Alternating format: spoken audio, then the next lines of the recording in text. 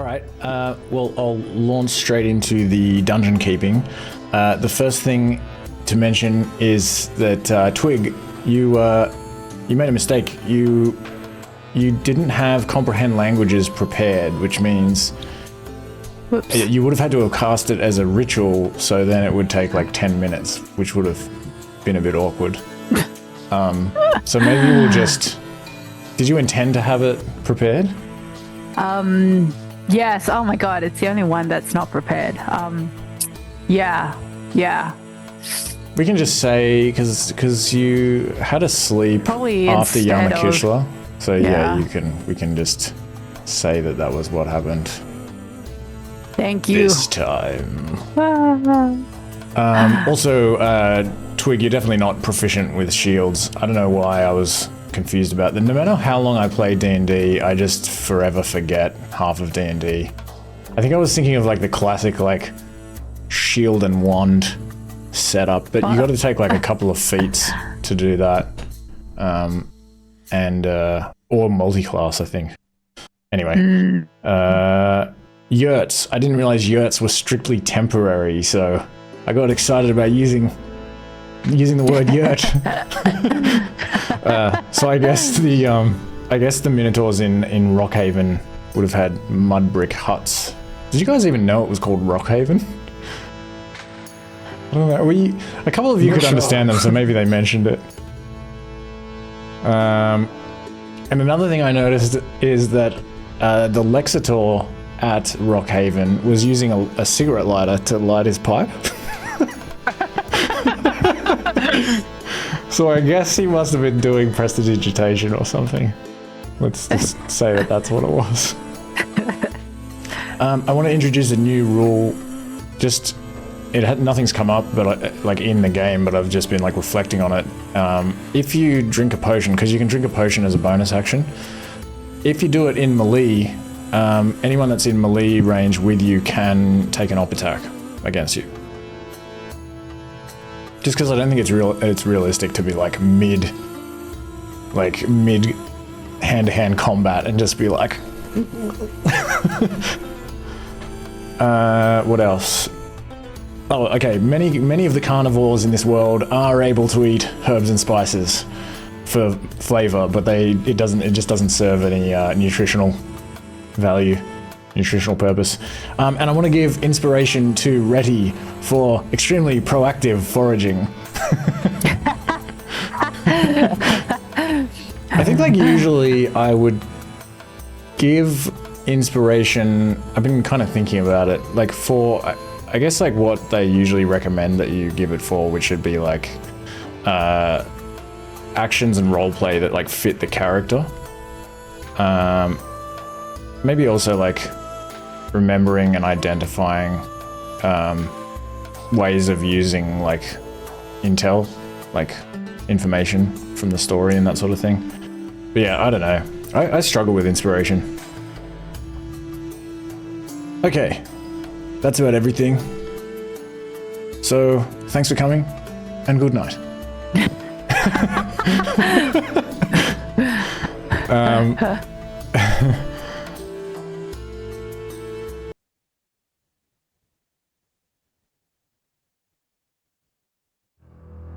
What do you all remember from the previous session?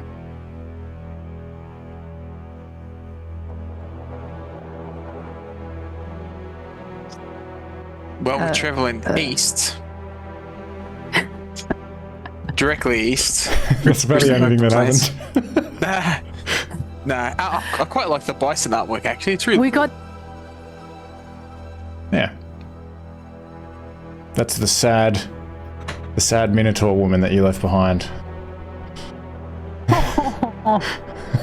Oh, thanks. Well, yeah, I guess we want to help these sad cow people in the cow village. I'm getting lorded over by these rather brutal pig people. Reti found so many spell components in about half an hour that it was ridiculous. It was a good time. It was great. It was just like everything we came across seemed to be something you could use, and you were like, "Oh, there's carrots here. Great, yoink!" And Twig found some poison ivy, but that didn't turn out very well. That could have been I'm a very healthy. long day for Twig. 3 days for Twig. Oh yes. Yes. Vindara yes. stepped in, saved the day. Thank you for the healing. Jump start. Oh, we saw We Zaglu. managed to get to the fort. Yanakishla. Yep. Yanakishla. They gave us some supplies. Hmm. Yeah, we visited the infirmary and the I stole canteen. a saw. Yep, stole a bone saw. Which, If you've been let's see how caught useful that might stealing be. from a military camp, I was like, Mate. in my head, I was like, I would have to take that very seriously. You guys would be like thrown in a cell or something. Yep. I was terrified, but it worked out. That's why I didn't try and steal a second thing later, because I was like, okay, one is enough. I've tested my luck enough today. That is the limit. We've got another side hustle for later on. Heading north to help the village and the druids Oh yeah. from the tree yeah. folk. Yeah. Yep. And you listened for the sound of mistletoe.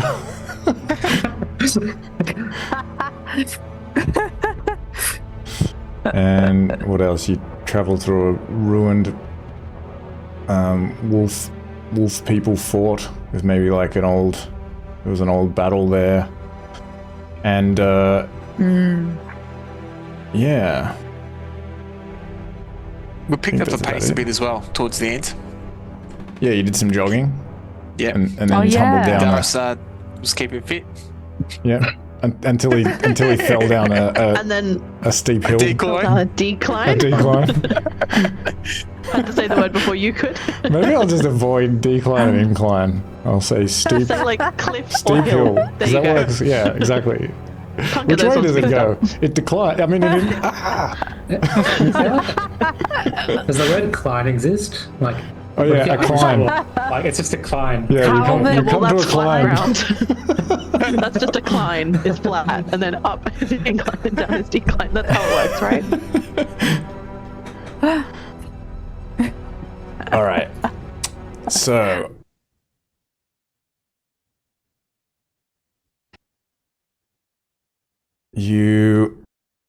It's still raining lightly. And it's sometime in the evening. You know, it's like 8 o'clock or something like that. And you were just preparing to sleep for the night. You've done a bit of foraging. The moon is now... This is like the first night of a half moon. So there's a little bit more light than there has been. And yeah, you're at like the base of this steep hill that's like covered in this scree. And there is... It's like a bit of a flint deposit as well. You gathered a bunch of flint from here. And there's a nearby cluster of probably leafless maple trees that has some mistletoe growing in the tall branches. And yeah, you've pretty much traveled as far as you're going to travel today. So do you want to go ahead with the long rest? Yeah, I think so. Yes. Not the most exciting way to start a session. All right, what do we do? Sleep. Sleep. Good night. All right, so everyone, I think you need to eat a ration and drink some water this time. Is that right? I think We did that at Yana. Oh, you did that at when we Yanakishla. left. Okay, sweet. So you're still good. Yeah. Still good with that. And do you do anything else before you close your eyes? Set watches. They'll stand in the And also, Vindaris would like to use some of his lay on hands to heal. All right. And what's the order of watches? I'll go first. I'll go second.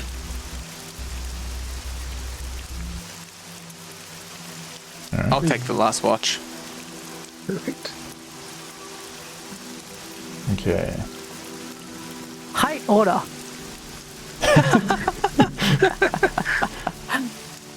All is well. Not this time. We're all over the place.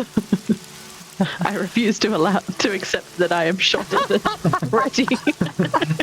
Maybe horizontal height order.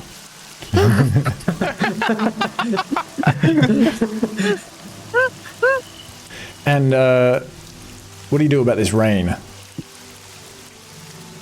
Is it disrupting our sleep? It would be quite difficult to sleep in the rain, yeah. Oh, Vindaris will set up the sail again. Yeah, I guess. If there was that tree Yeah. and some of the wooden spears. Yeah, I guess that's like a pretty Friendly easy too. thing to keep doing. Alright, so go ahead and take a long rest.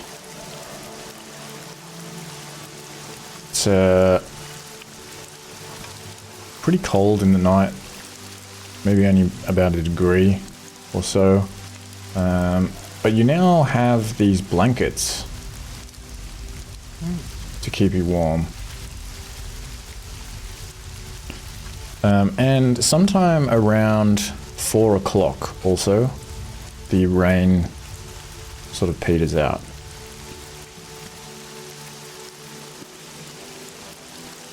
And while you're on watch as well, you can... Does anyone want to identify any languages or anything? Learn languages and identify items?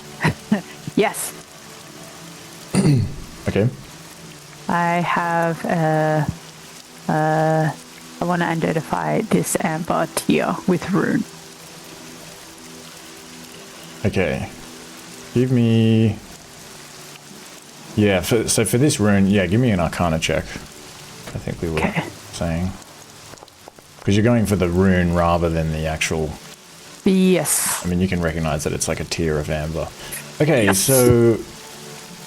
You study this rune, and you come to the conclusion. It finally strike you. You finally remember that you have seen something similar to this before. You kind of feel like it would maybe have like a couple of different runes that would go together that would create what you think is a rune for the spell Infestation. Ooh. Which I think is just... might even be a cantrip. Do I get a sense of whether it's a bit of more of a permanent thing compared to the other runes that I have? So this is... Yeah, it's not a bind rune. So you can't cast Infestation from it. It's just a regular rune. I see. On that note about runes, as Twig is sort of sitting down and taking a moment, he sort of realizes the piece of paper or whatnot his tongue's rune was on. He's actually covering up 2 of the runes when he was holding it earlier. And so with his thumbs. And so now when he looks at it, he's like, oh, I had 2 more of these left. Awesome. Oh, actually, and sorry, ignore what I just said. This is a bind rune. You can cast the spell from it. Oh, cool.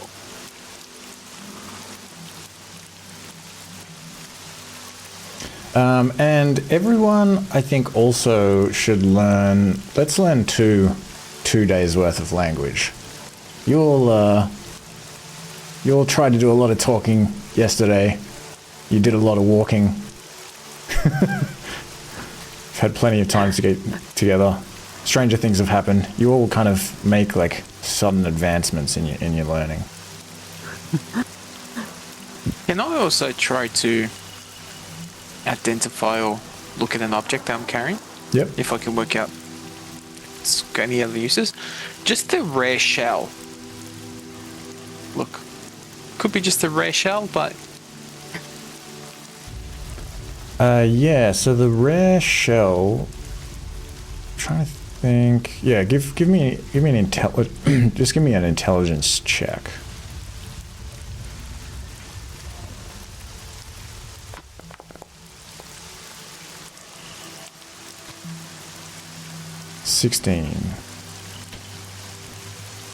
And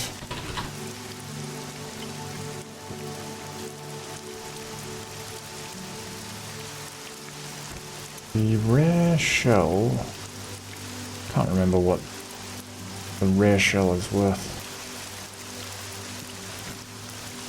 Give me a second.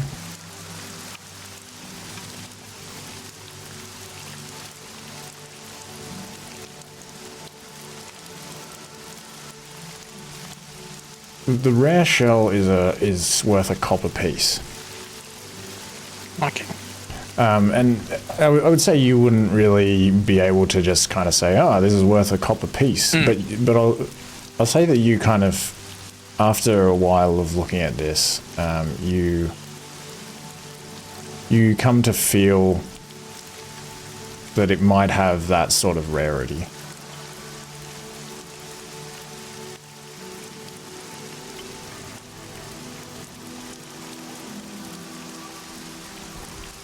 But yeah, go ahead and take a long rest if you haven't done that already. Look like everyone has.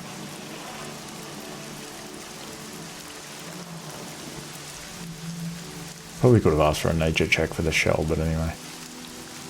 I don't know how many shells you've seen in your time, Vindaros. True. It looks to you to be relatively rare. And yeah, it stops raining sometime around very early morning, just before sunrise. And this is around the time when you begin to stir. And it's still dark at the moment.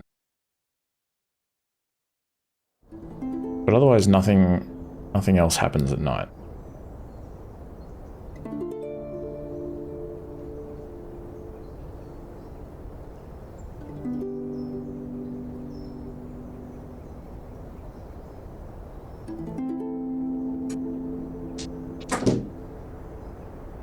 Is there anything we need to do before we leave? Reddy's going to spend some time meditating to change his spells. So he's going to shuffle back into his shell after he wakes up, and you'll poke at him and he just ignores you for a few minutes. Okay, while he's doing that, Yao Mei might run some drills for himself. Maybe invite Vindaros to join in if he's willing. But we can start with some warm-ups, some stretches. Some calisthenics, maybe. Yeah. Just light stretching, some lunges with the weapons.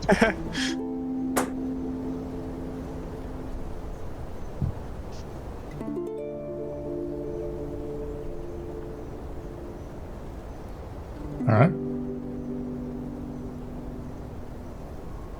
So you can kind of spend an hour doing some of those things and packing up the sail tent and everything.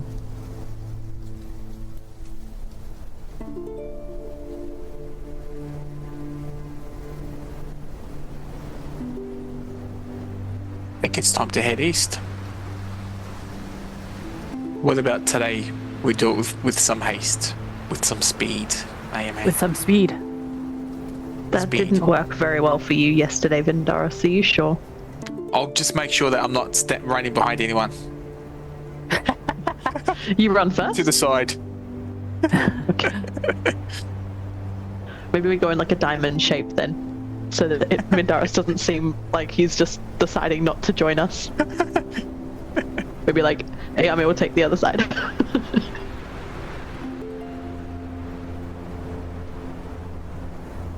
All right. So do you want to move at a fast speed then? I keep actually forgetting to ask for navigation checks. We did the whole last session without me remembering to do that. So it's a little bit difficult to see at least long distances from where you are. This is a pretty hilly area. So yeah, whoever wants to navigate, give me a survival check. Would you like Map Maker McGee to do that? With very budding skills. Absolutely, I would.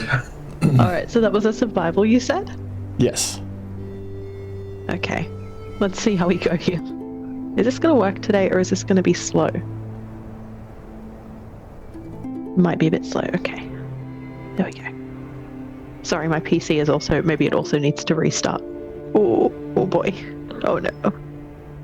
All right. So the the temperature picks up a little bit as you begin to sort of climb out of this scree-filled valley, and the wind is pretty low around here as well. And you're able to walk for a few kilometers, kind of moving up and down some of these hills. Some clouds begin rolling in above, and it obscures the sun.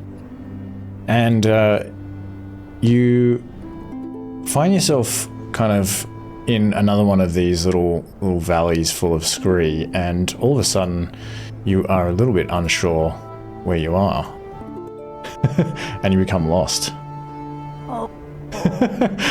First navigation check, Guys. and we get lost. I'm sorry. Yeah, I guess after a while, like Ayame would like be looking around. He'd be like, "This direction, we have to go this way." We'll move with purpose, and then after a while, he'll just start going like, "I'm sure I saw that tree." Mindaris, does this look familiar to you? I'll, like, point at the tree. Actually, that's a good place to set up my sail for a long rest as well, I think. Hang on. I think we're back. Wait a minute. Oh, sorry. Is there any trees nearby? There might be the occasional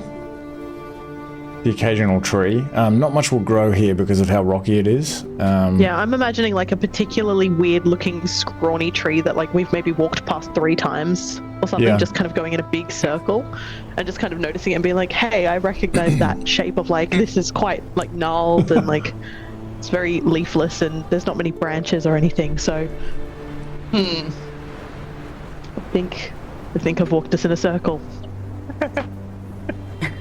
I was thinking maybe Twig can climb up the tree and have a look into the horizon for us. Great minds think alike, even though we cannot speak the same language. Twig is and like goes towards this small tree. Can it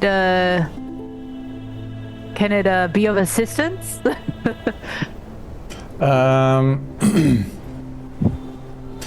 I guess if this tree is growing on a sort of upper part of the hill, yeah, you can probably clamber up there a little bit, but yeah, it's a pretty scraggly tree and doesn't give you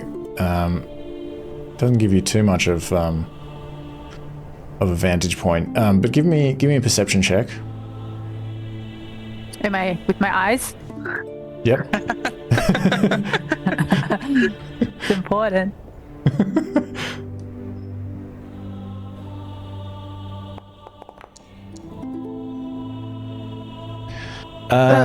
Everywhere you look, you just kind of see like more of these hills, and yeah, it's just still very difficult for you to work out where you are, to kind of get your bearings. Would I be able to see the sun? Because of this cloud cover that's come over, you can see it, but it's kind of difficult to place exactly where it is. It's also early. Well, actually, I mean, it's early morning. You can definitely get a sense of the direction of the sun. Well, sun rises in the east. And we're heading east, aren't we? Could we, sort of... If we can tell the direction, can we go towards the sun? Yeah, you can attempt to walk towards the sun. Often as you're kind of dipping below these hills and things, and you know, because of the cloud cover, it becomes difficult to see the location of the sun, but you can definitely attempt to use it to guide you as you try to continue towards the east. And let me see, if you were moving at a fast speed, that means it would have taken you about an hour to reach where you are now. And so if you want to continue moving to the east, why don't you give me a survival check, Twig, seeing as you're trying to orient towards the sun.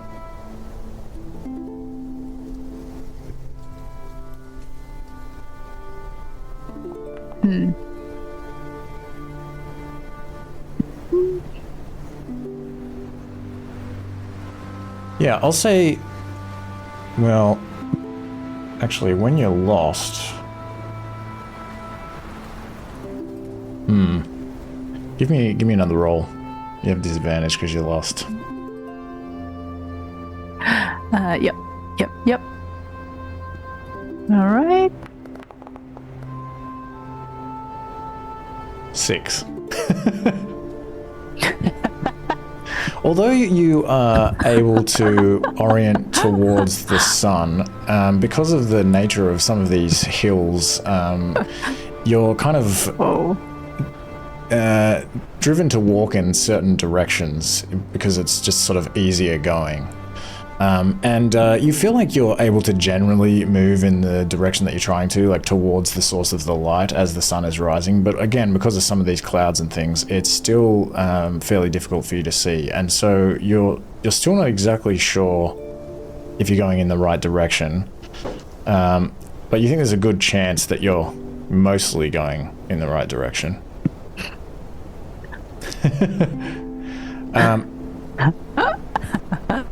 And it takes you another hour as you're walking around, and it gets a little bit lighter, and all of a sudden, was anyone keeping an eye out? I don't think anyone was keeping an eye out. You're just moving quickly. So all of a sudden you hear, out of nowhere, this loud screeching sound all around you.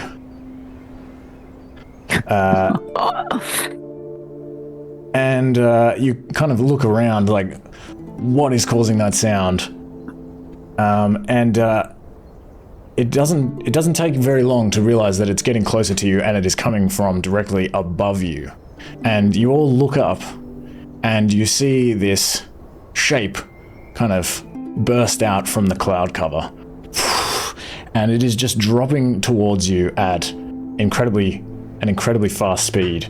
And it looks like some kind of bird, but it has like four legs and a long tail. And it just has these long feathered wings spread out on either side of it, and its like front paws outstretched before it, and it's just screaming and flying directly towards you. So let's go to a little battle map.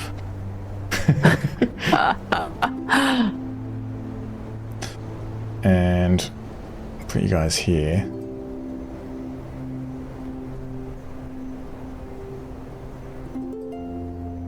And you were actually moving northeast sort of thing. So I'll put you like this. And what order were you in?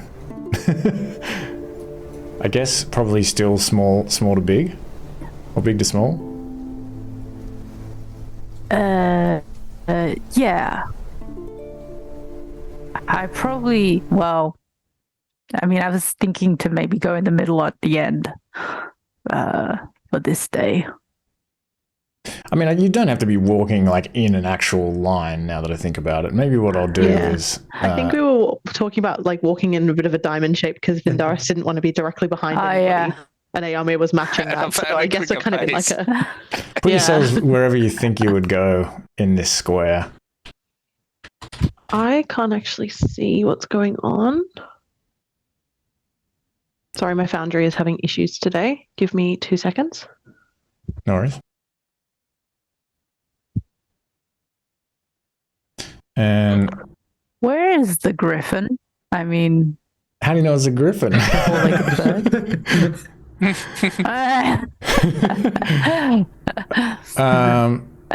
It's directly above you.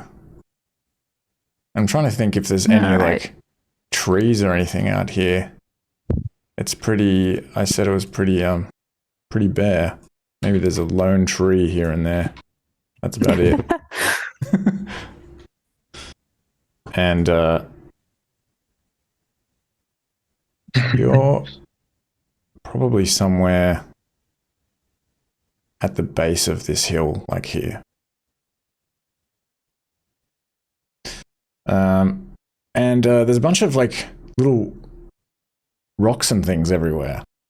So this terrain is like fairly unstable.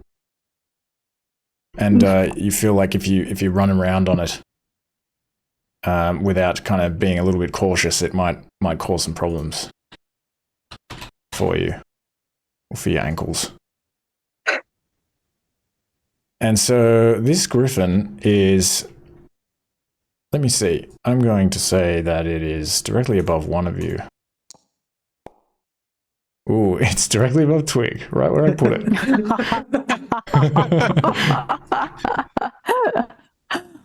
And also, you'll notice pretty quick that the module that does movement is broken. So I've had to use this other one that's a little bit. I don't like it as much, but you can add waypoints using, I think, the equal sign of all things. And so this thing now is, I would say, about 16 meters above you. Well, not even. It's about 10 meters above you. Let's roll. Oh, actually, before you roll, seeing as no one was paying attention, there's a good chance that you were surprised as well. Oh God. But I mentioned this last time. I've got a little bit of a different mechanic for surprise this time, so we'll see how that goes. I will just roll a stealth check for this thing.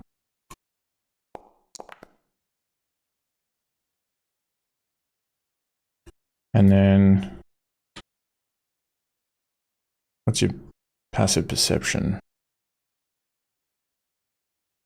Okay, so everyone except for Reddy is surprised. Go ahead. We were sort of kept looking for the sun. Mm-hmm. If it's coming from the sky, even though technically we're not looking for it, if that still counts as a surprise round. I think actually because you were looking for the sun, and the sun is sort of, it's probably about 7 in the morning. I don't think you were looking directly above, for one thing.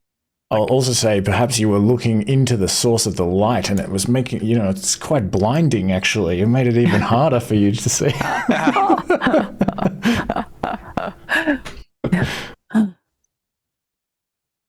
So, I don't know how I rolled twice, so we'll have to take the 9 instead of the 19. Okay. So I don't know how that happened. Sorry. That's all right. So, with the surprised condition, you have the surprise condition until the end of the turn. So that's everyone except for Reddy. Oh, that's right.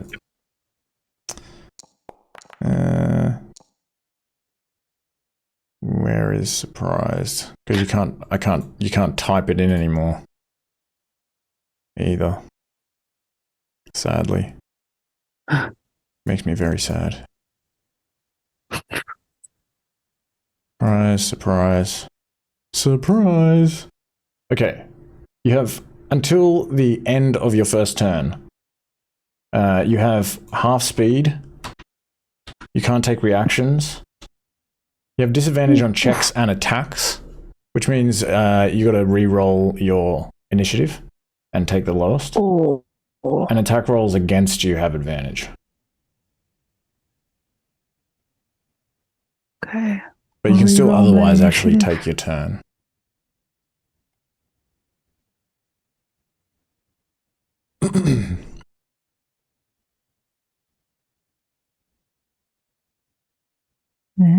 Okay, so since I somehow accidentally rolled twice, do I just leave my 9 as my...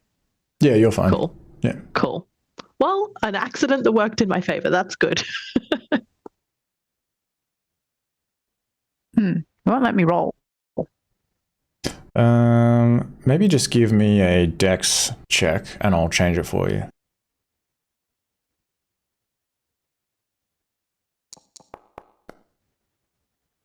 Okay, 5.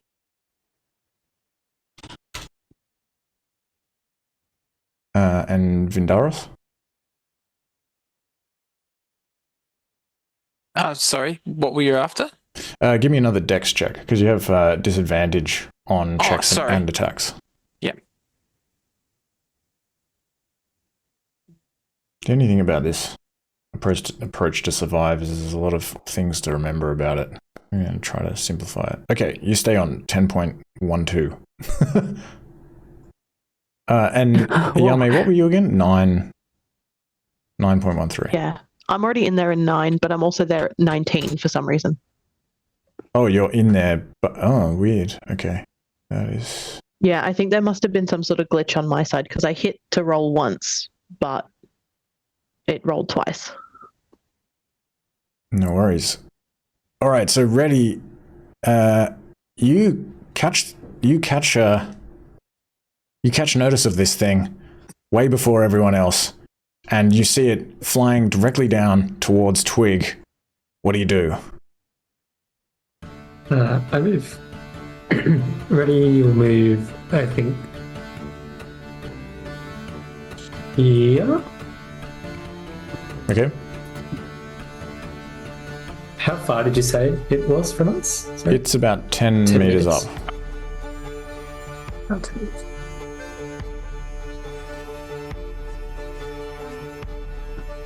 I think I will simply cast Ghost Touch.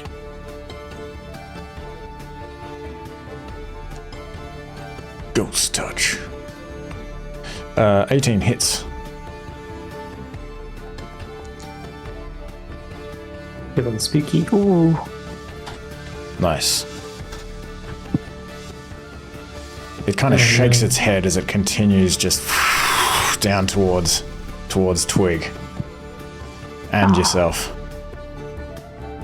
Save yourself, Twig. But that's it for me. All right, the Griffon. As I'm trying to think if you may have heard of Griffons where you're from. No, I'm trying to think. No, You've never heard of a creature that looks like this. This is a very unusual thing to you. You can recognize lion and you can recognize eagle, but this is a very strange beast, and you don't know what to make of it. So I won't give you a check to identify it or anything either, but it is just going to fly down at incredible speeds, and it is only about 1 meter in the air, and it is directly above Twig, and it is just going to attempt to clutch at you with its talons. Oh no. And it actually has advantage because you're... Because you're surprised.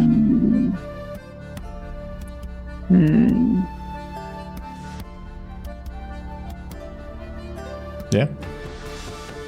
Yes. Okay. Yes. Alright, and... Can I use Halo Spores when it gets here? Yes. Go ahead and... I'll say that I'll do this damage first because it moved very quickly and you were a bit delayed on using your halo. But you can also use your reaction to anything else. So it's going to do 14 damage to Twig. Oh my god. Okay. I thought that was the attack roll.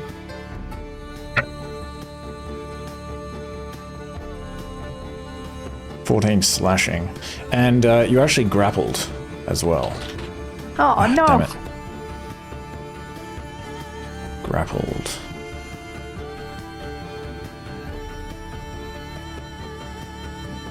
Oh, grappled is one of these. I'll leave it to you to find the grappled icon if you wouldn't mind.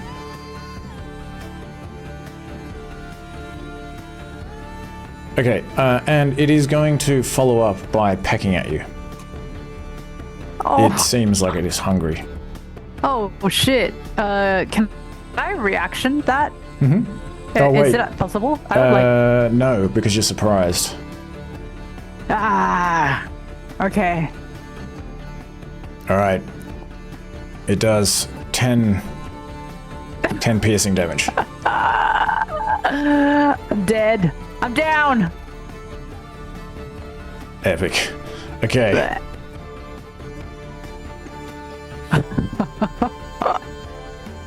Vindaris.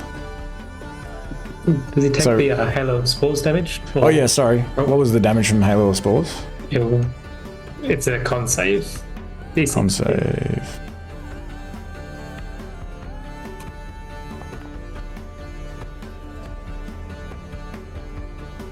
Nothing.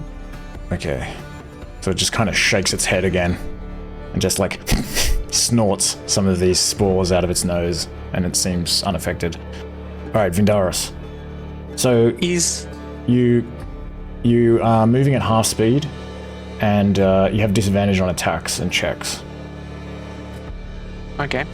Is it at ground level now? Oh yeah, plus 1 meter. Yeah, it's one meter above. I would like to break this grapple, if I could. Okay. With my spear. Either just wedge it in its claws and just yank it with some leverage. Okay. I guess what you would do is, yeah, I'll just say give me an athletics check.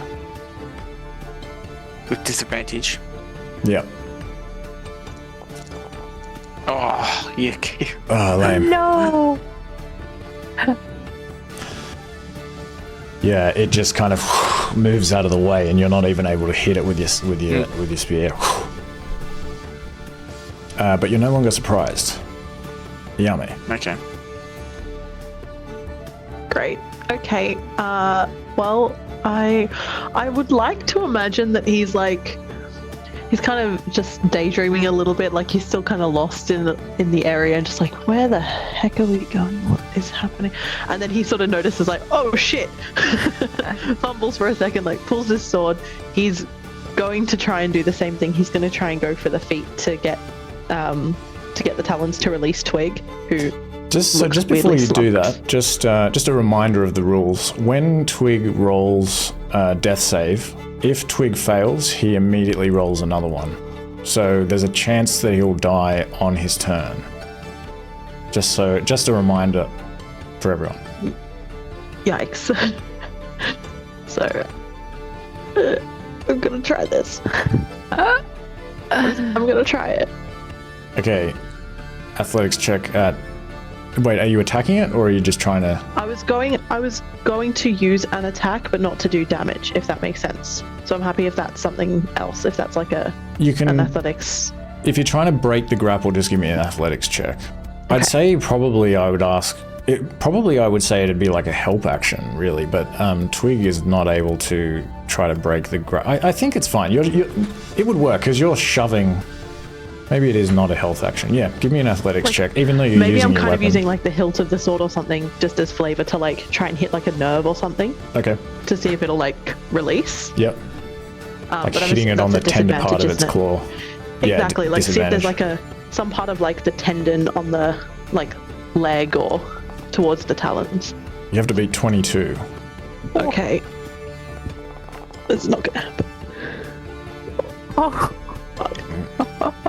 It just like snaps at you. You're no longer surprised. Anything else? Nice. That's good. No. Okay. No, that's it. Twig, give me a death save. I'm terrified right now. All right. Oh, yeah, I see. Here we go. Roll a death save. Is it normal? Yes. Well, you're surprised, but I'm going to say that doesn't matter. Oh, fuck. Sweet. Hey! So, when you crit, you stabilize, I believe. So, you're good. Cool. You stabilized.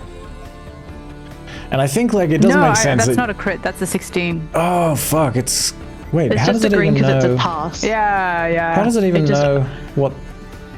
Oh, because it's a death save and you click the death save thing. 10? Yeah, it's like 10's the default, Yeah, right? Yeah. I think it just picks up on some of the times, because then some of our random rolls are like red or green. Yeah. I wish I could turn that off, because every time it just does my head in. But yeah, I don't think the fact that you're surprised would matter, given that you're unconscious, because I don't think you can get more like not paying attention than... More surprise. Okay, ready. Would you say that... So the creature's 1 meter off the ground, right? Yep. If I were to cast Entangle, would I think that it's likely to reach them? No, you would feel it wouldn't. Okay. I will... I'll cast Cure Wounds on Twig. Oh.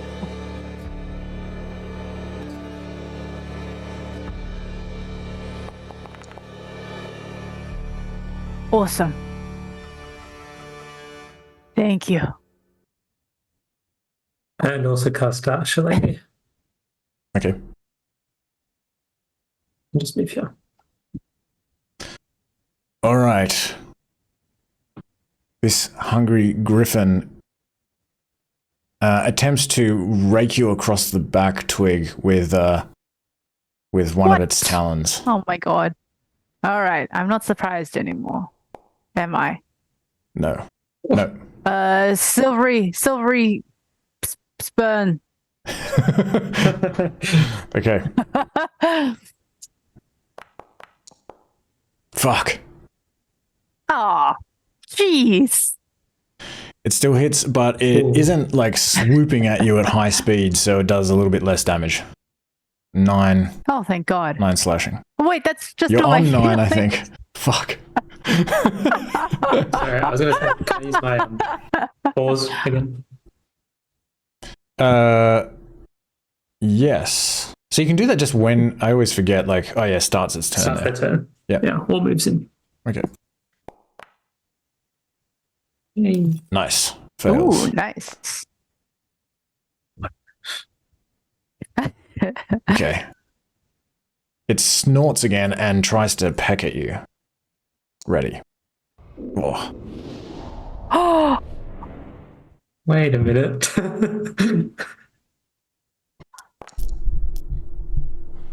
20 whoa! piercing. Oh my god. Fuck. Did you say me or Twig? I thought I heard ready, but Ready. yeah. Oh, Okay. I might have said twig, but I meant ready. No, you said ready, but I wasn't sure. Oh. Okay.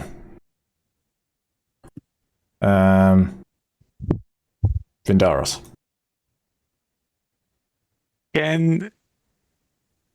Is Twig within arm's reach from where I am? No. If it's... Oh, is it... Okay, I was just trying to...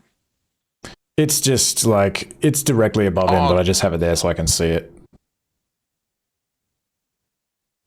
Okay, so that means I'm not in direct... Wait, I'm just trying to work out...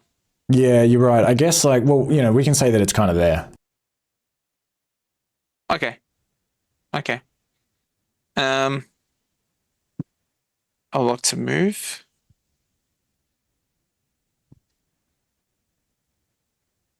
Oh, no, that's... No, just...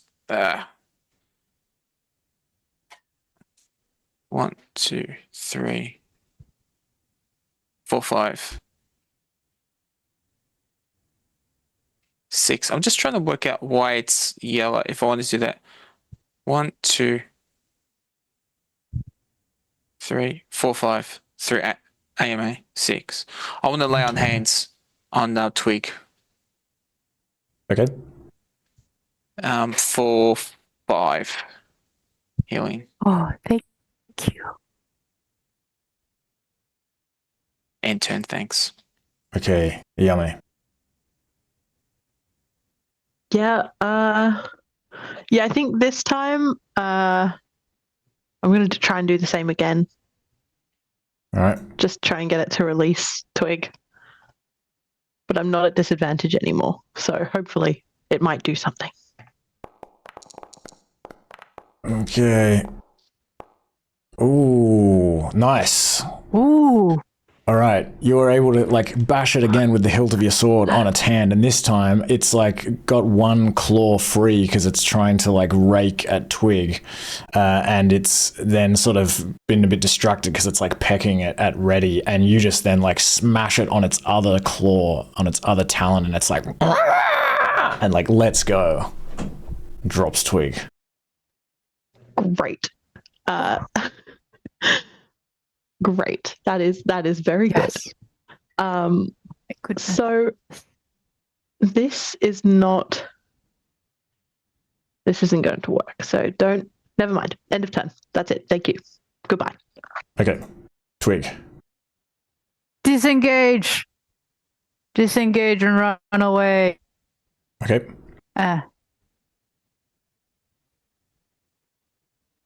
Ooh, interesting.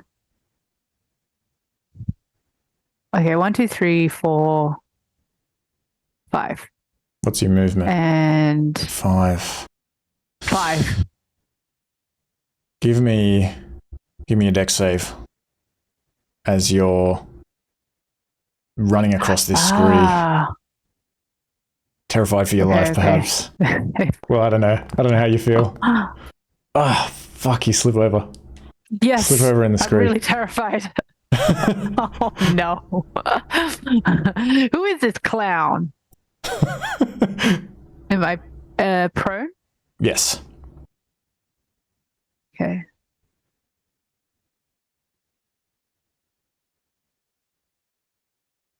All right. Anything else? Bonus action? Remember, you can take potions as bonus actions, just in case. Ooh, anyone's forgotten. Crap.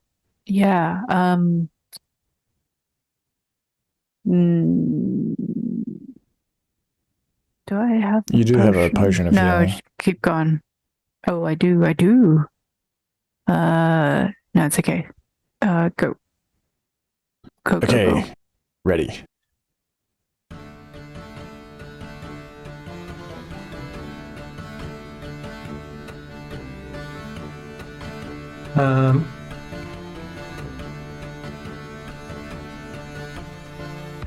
I'll cure wounds myself. Well.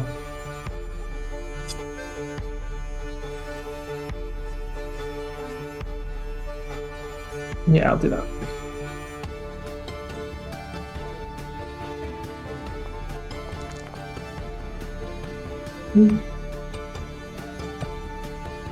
Nice. Good as it gets. I think that's all for me. Okay, this Griffon is going to land on the ground here. It kind of backs up a little bit after being hit by Yao Mei. Just flaps these big wings. Lands on the ground and like some of the scree goes everywhere and you're shaking a little bit. And it is going to, as it sort of backs up and begins like kind of, you know, scraping at the ground, it like lets out this large screech and it turns towards you, Yao Mei. And it's going to attempt to peck at you with its beak. And it hits. For 10 piercing. And it is then going to follow up by trying to lash out at you with its talons. And it hits again. Oh god. For another 10 slashing. Gucci. We're really not Gucci, but we Gucci. Hello, spores again. I didn't want to interrupt the description.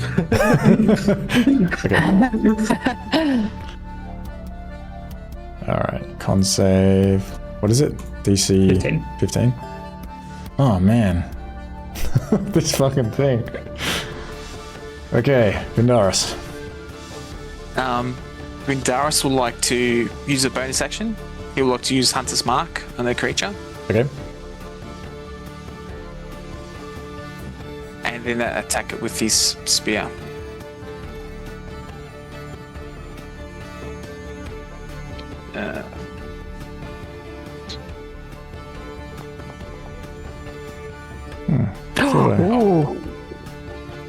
Thought I had a Hunter's Mark.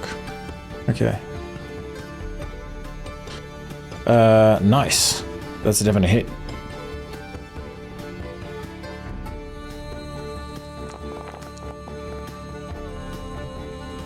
Mm. 24. And is that's the 2d6 from, is that a Hunter's Mark? Oh no, that's because it was a crit. Oh, okay. Do you add something for, I forget what Hunter's Mark does exactly. 1d6. 1d6. It should be in there. I think it was, I did say plus a 1d6 in there somewhere. Okay. I'm a bit confused by that roll. Okay, so I'll just skip. Probably. So there should be 1d6 in there for the Hunter's Mark. The plus 4. Oh, it must be half of it is plus 2 for dueling, so they've doubled it to 4. Yeah. It must be doubling the Hunter's Mark as well, which I guess it would. I don't know if... Yeah, I mean, it's part of the same... Yeah, I think it should, actually. Alright, nice.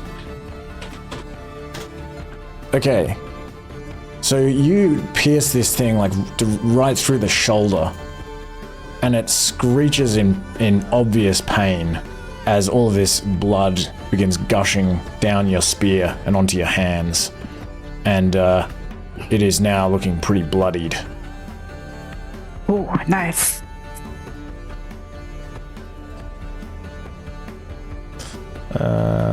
Okay, Yao Mei. Yeah. We're gonna try it. We're gonna try and actually hit and hurt the thing. Let's try this. He's not looking good, you guys. He's really not. Yeah. He's still got it though. Hey! He's got it. All right. 14 piercing. And what I'd actually like to do with that is to use one of my maneuvers that I have learned. And I'm going to take one of my superiority die away from me. I would like to try. You should be able to just click the maneuver and it'll use the superiority using die it now. automatically. Cool. So I'm going to use my bonus action to encourage the rest of my team. Ooh. And give a menacing shout as I make this hit. So I can choose a friendly creature who can see or hear me, who gains temporary hit points equal to my superiority die roll and my charisma modifier. So I'm going to have to make a roll here, which is a d8, and I'd like to choose Reti, who I believe should be able to see and hear me at this point. And you should be able to just hit other formula. I think I set it up so that I think so. I was just giving it a go. Wanted to explain it first before I rolled for it. Sweet. So you get 6 temporary hit points. My resolve is bolstered.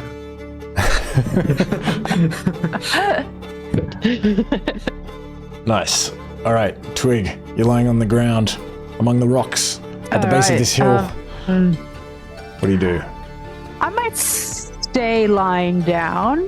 Okay. And from that position, I'm gonna try and mind sliver this guy. All right. So they need to make a DC 14. They fail. Yes. All right. So they take a bit of damage and subtract a 1d4 from the next saving throw. Okay.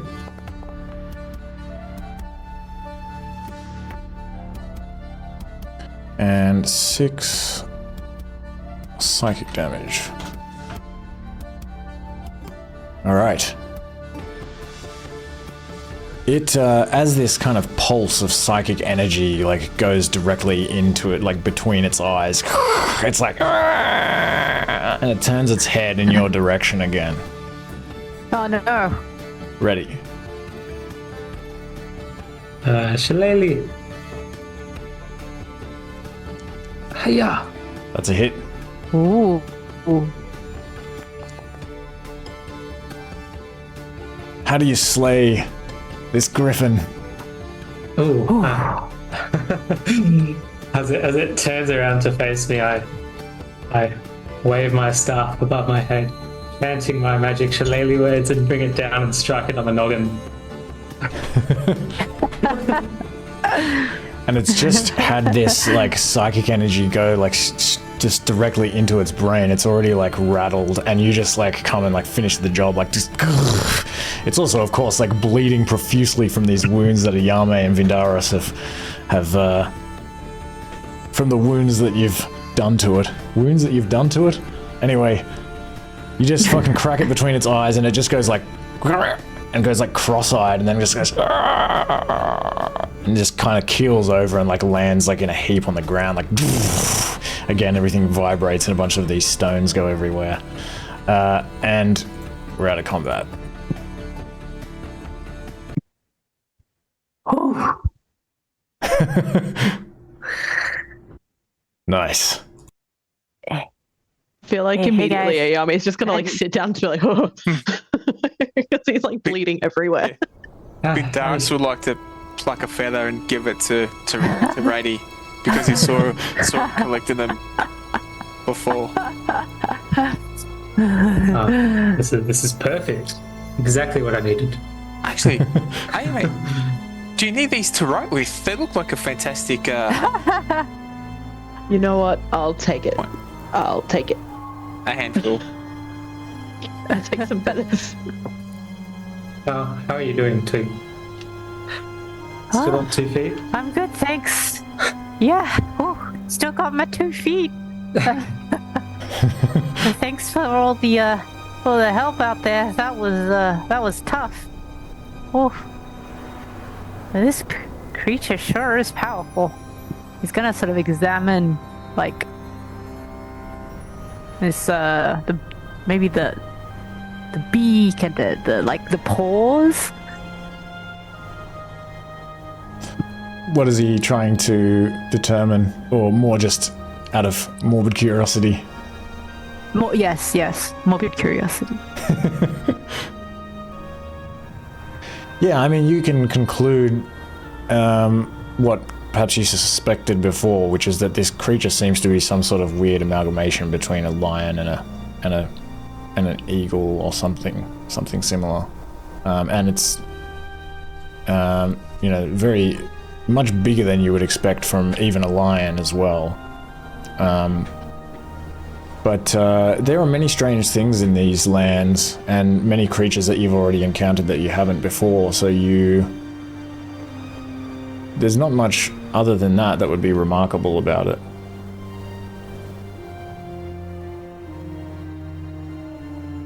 And you don't know what its purpose was, but you assume perhaps it was just trying to eat you for lunch.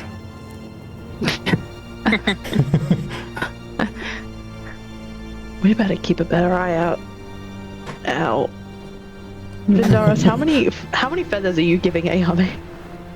Because I'm adding them to my inventory. I would say 5. 5. Okay, cool.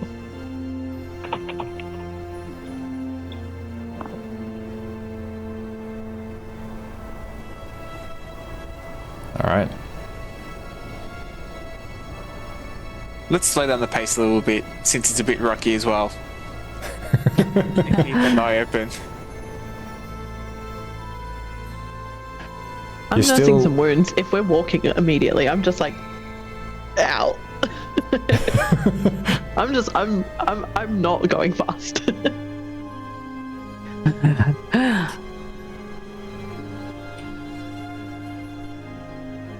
Vindaris is happy to take point.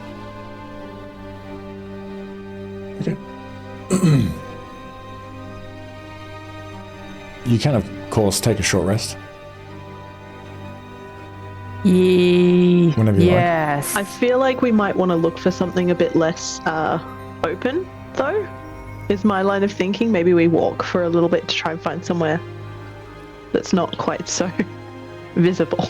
Yes, maybe away from the hunting grounds of these strange creatures. Gigantic, scary things.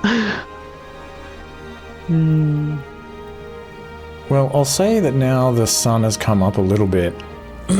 Some of these clouds have kind of drifted away as well, and I can no longer think of any reason why you wouldn't be able to just head towards where the sun rose. So, as you continue to try to head in that direction, I mean, how would you even get... I don't know how this survival mechanic works in situations like this, but I guess because you're not looking for a specific location, you're just going in a direction, and you can still work out where the sun came from, then we'll just say that you can just continue on to the east, if that's what you want to do. Or do you want to search this hex for somewhere that is safer?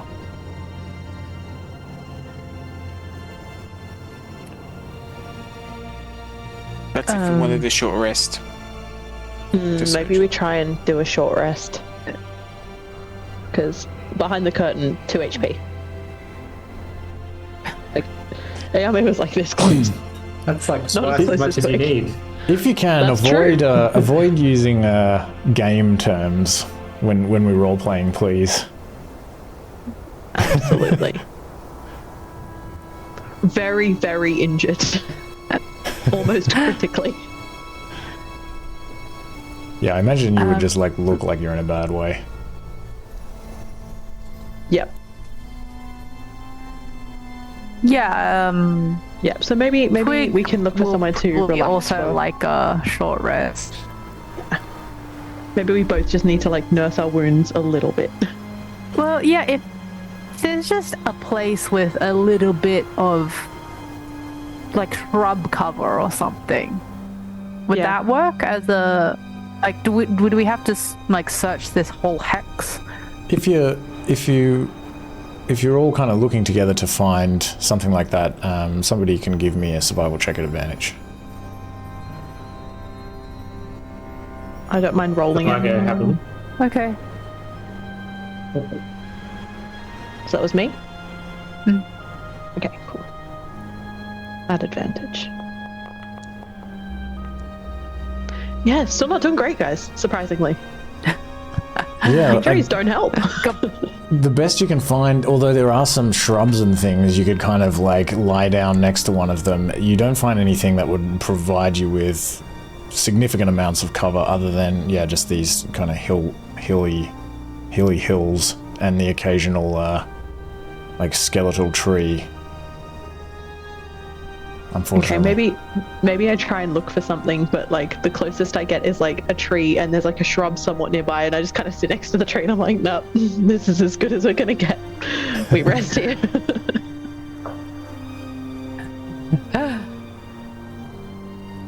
All right. All right. Yep. All So right. Short rest.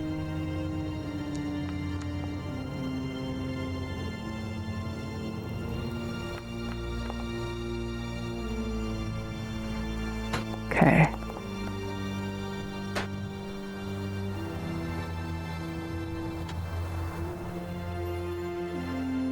Can I ask actually that temporary HP, does that stay around after the combat? Or yeah, it would stay after the combat. I'm trying to think if the short rest would get rid of it. I don't think so. Should be fine. It Well, doesn't say anything. during the short rest, can Vindaros scavenge, forage? If you're not short resting, you can do that. Yes, I won't be short resting. Yeah. For Russians. All right. So if you want to find some kind of edible vegetation, give me. What have I been asking? What have I been asking for?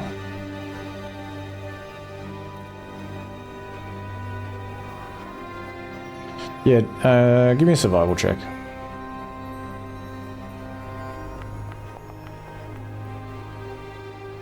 There's just not much growing around here, unfortunately. I love the rocks. Yep. Fitting.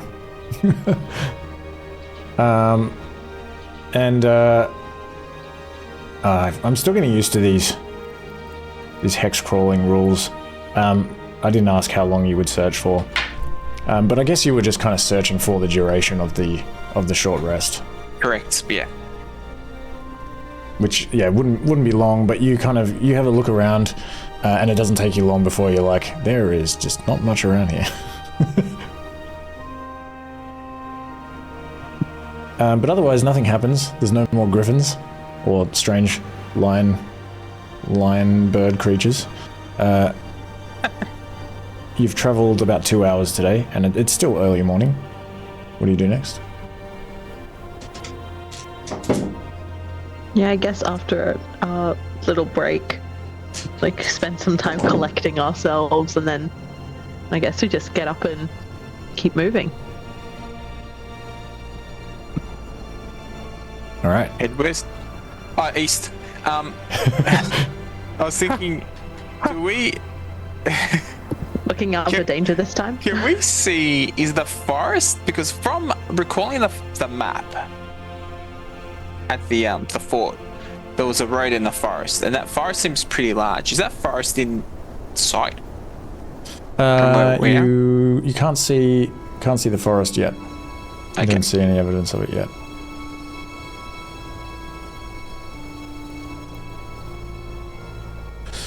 And do you do anything else while you're walking? We got our That eyes was just- peeled, right? Yeah, looking out for danger this time. And are you going to move just at a normal speed or keep up the pace again? Yeah, normal speed, I think. Okay. Clearly, moving fast does not work well with us.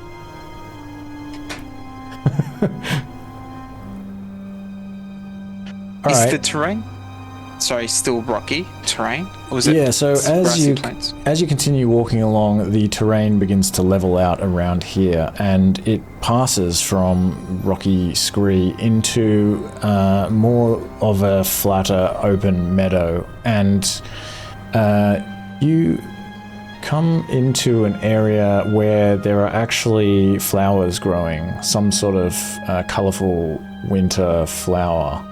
and the grass gives way to, actually this quite a colourful purple and yellow scene.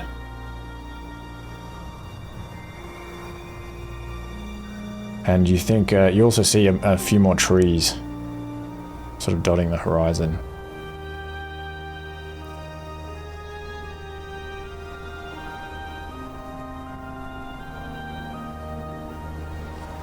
Are the flowers fragrant? Can Vindara smell the flowers as he's walking through? Yeah, they have a faint Why not? smell. Yeah, it smells pretty nice. Especially with your trunk, yeah. Yeah, like gladiator style.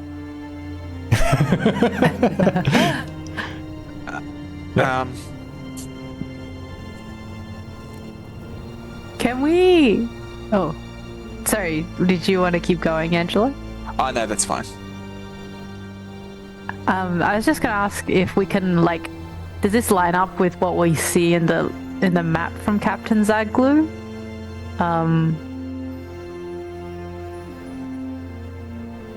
Is there a region on it of with forest maybe?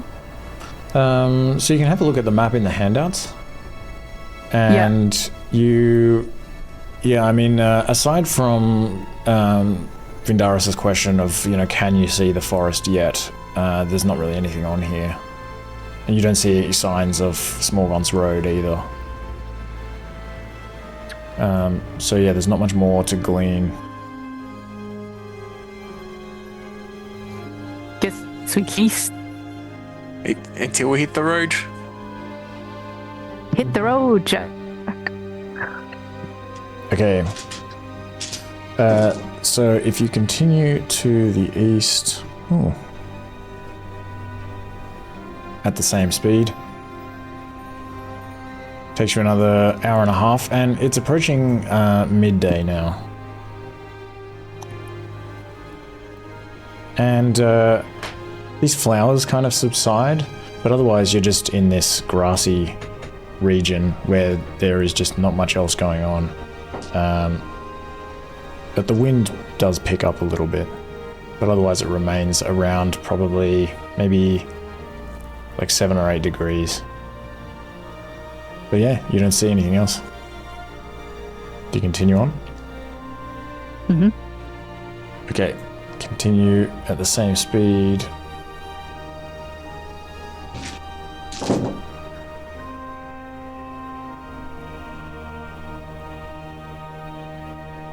Oh man, keep rolling empty hexes. What's wrong with that? It's boring. It means we're going to have another bad day at some point.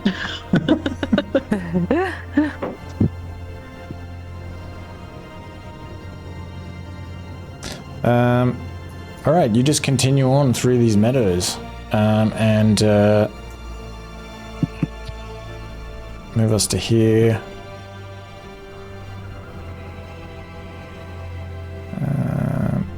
And it's now sometime in the afternoon.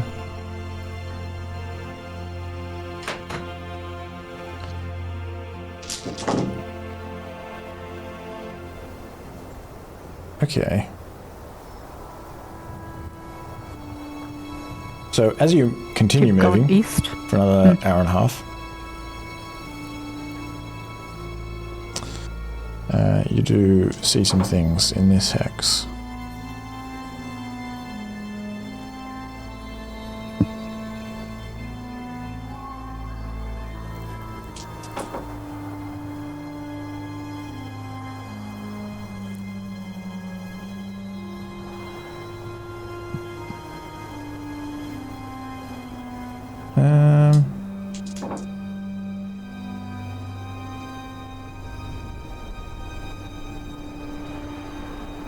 So the terrain kind of gradually slopes downward. It's a gentle climb downward. And you continue down here, and you find yourself in this sort of valley where there is a small stream that is actually kind of like passing through here, and around like a bunch of rocks and things that are in the middle of this little valley, there is another kind of pond here. And as you approach, you can also see that there is actually some kind of beast that looks like a large cat. You see as you're approaching a large striped cat. And there are a few more trees around this pond, and this striped cat, which it's like some kind of tiger or something. It looks like it's drinking from this pond. And it kind of, you see it from quite a distance. It sort of lifts its head up and kind of like looks in your direction, like freezes and listens for a moment.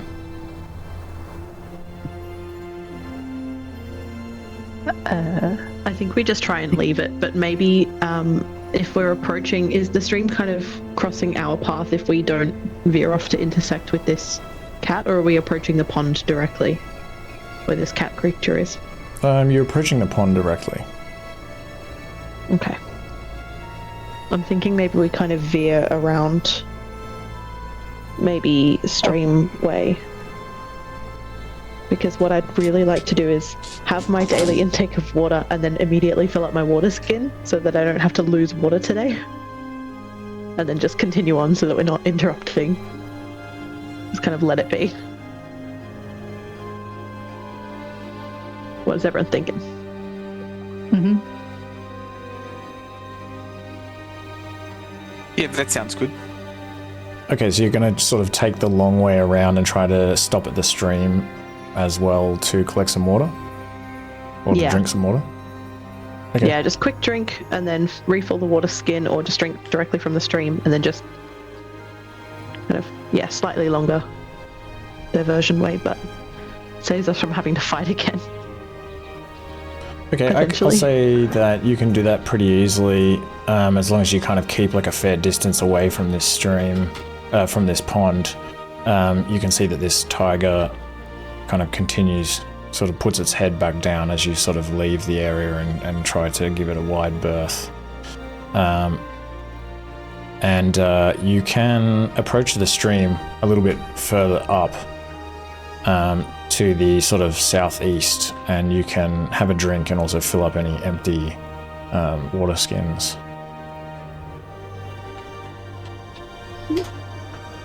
Cool. So, quick question was to do with the water skins, actually. I can see on my inventory that it has 4 charges, so I'm assuming it's got 4 days worth of water in it. Is that right? Yep. Because we filled it up completely at Yanakishla. Cool. Yep. Just wanted to make sure I was reading that right. Yep.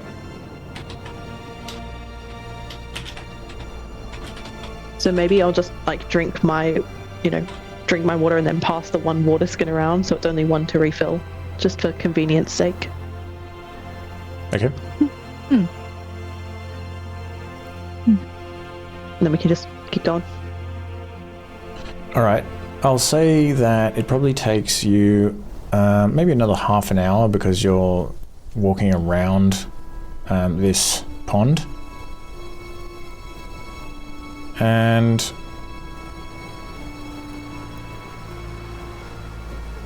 that brings you to about 8 hours travel. And it's sometime now in the afternoon. And you can continue to the east. And you leave the stream and the tiger behind you and just continue into these plains. Again, there's not much going on here. Just empty plains. But you're starting to get pretty tired. Is there a small grove of trees or anywhere nearby? Or is it just completely flat and empty around us? There are some more trees now. Okay. Yeah.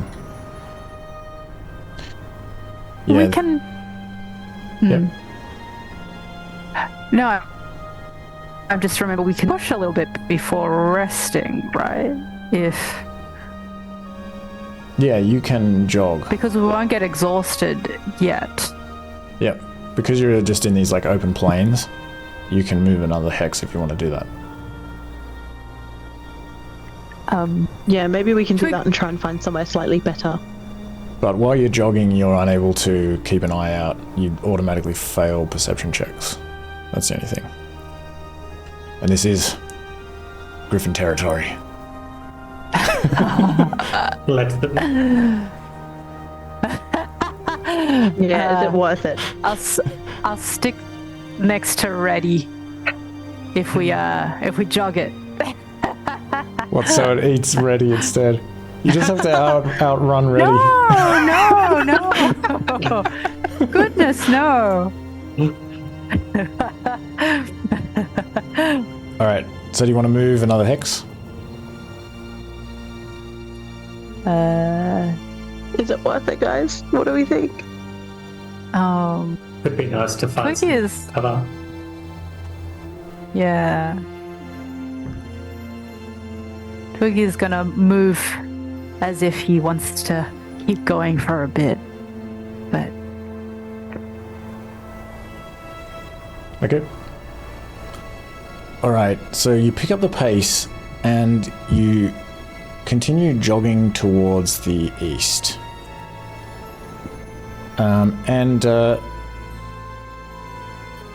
As you jog, you see something looming in the distance. As you begin to get closer to it, you realize that it stretches across the horizon from the north to the south. oh god. One of Griffin's. And as the sun begins to set behind you, you see that this huge silhouette is actually a forest. And as you Oh, get my closer goodness, we must be by to the the road. tree line, you see also what looks like a path, but a very wide path. And the ground here looks like it's been well trampled, and there's a lot of dirt, and you can also see wheel treads from wagons, caravans, and you also see like footprints and hoof prints in the ground as you reach this very wide road. Yeah, so I think I'll pull out the map at this point and just be like, it's Smorgon's road, we're here. We got it. This is the one. We did it. Now let's go to sleep.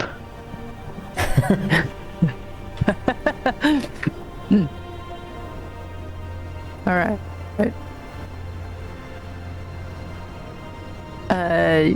Yeah, is there somewhere close that we can make a shelter? Maybe, yeah, a little bit off the road or something. Can we get into the forest In a the little forest, bit? maybe? Yeah, so the only thing is that you woke up at about 8 o'clock. And so you can't start another long rest within 16 hours of when you last woke up. Yeah, So I think it's- what we might want to do is look for evidence of like a skirmish before we properly settle down anyway, to see if there's a convenient spot that is maybe out of the way. But also check if there's been any attacks in this area of late. So Potentially. how would you determine that? We could have a look at tracks to see if wagons suddenly veered off to the side, or if there's a bunch of footprints, if there's blood spatter on the ground, any of those sorts of things. Really doing a bit of a CSI type situation here. Okay, how far sort of up and down this road do you look? I feel like maybe like look for an hour in our vicinity just to see if there's anywhere where that has happened to try and avoid it. Okay, Because if we want to set up camp, we want to ideally stay away from a spot where someone's just been attacked. Give me. Is my line of thinking. Give me a perception check. Okay.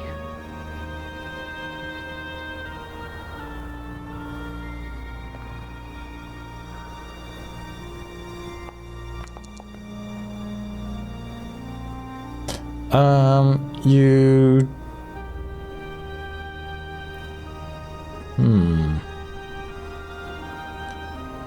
Some way to the south, it does look like you think that there has been some sort of chaos where the road kind of gets a little bit wider and there's a lot of dirt that's been kicked up from the road onto the nearby grass, and some of these wagon wheels kind of suggest, or wagon trucks, that a wagon has been kind of turned around here, and there's a lot of footprints like facing in different directions, whereas like usually they seem to face in only, up or down the road. And you think this could be a sign that there has been some kind of skirmish here. I'll say even that you are able to find what looks like maybe a sort of a darkening of the earth here that you would think perhaps is blood or something. Something's been spilled here. Okay, so I don't know if anyone else is looking for these things or if they're all just kind of hanging out, but I'll definitely relay that and kind of point to it and say, down there was a fight, and kind of try and mime for it. So that everyone gets the meaning as much as possible.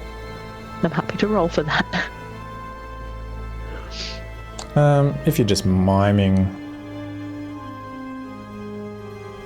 Like, I'm saying the words, but I'm trying to make it obvious at the same time. Yeah, if you want to say, well, actually, I don't think you can pass a check at this point. What is it? 28 intelligence check. Yeah, but you can. How would you mime it? Well, I'll kind of point in the direction and like pull out my sword, like I'm fighting someone, and kind of gesture, and then kind of show like wheels, and then they turn, and then there's like a bit of a like. Just to point that there's like a giant mess down there of like tracks, and maybe someone died. That's what I'm going for. It's up to everyone else if they want to feel that they understood. And I'll tell Vindara, like, obviously I can say... knew exactly what AMA was talking about. Wait, can I pick up some of the words that AMA was saying? Yeah, you can give me an intelligence check to do that. I'm sure like words like bite. Yeah, I'll say like there, fight, blood, hurt. And I'll kind of point to my injuries. Yeah. Yeah, I think probably, actually, now that I think about it, I would generally say only one intelligence from either one check from the speaker or the listener. But yeah, that's fine. In this case, we can say Twig, you are able to understand. All right, I'll relay the message to Reti, and I will say, no, yes, let's not sleep down there. Up here. Sleep here. Good. All right. And so you still got like a few hours. Do you do anything else, or do you just set up camp? If Vindara is looking to forage again, then I'll help him forage after that. See if we can find any more veggies. Okay. Do you want to do that, Vindara? Yeah. Give me a survival check at advantage. Oh, how long do you look for? How much time do we have before we should set up camp? Like, how much? About 6 hours. Oh, okay. We can spend a decent chunk of time in 4 or 5 hours or something. 4 hours? 4 hours? Okay. So yeah, give me a survival check at advantage. Hey! Whoa! Ooh. Nice.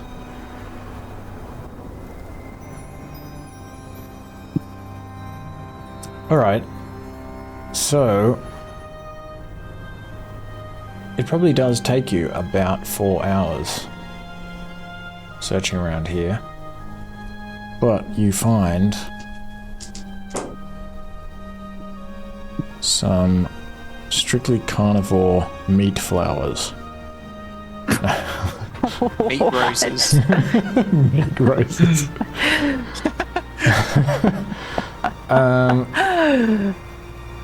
You find a whole bunch of bushy nettles, nettle bushes. And give me a nature check. Yep.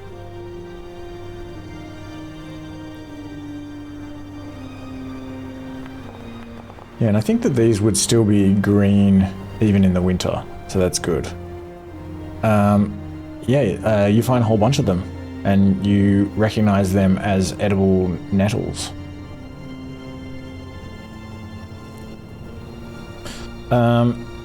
And so you probably are able to find, I'll say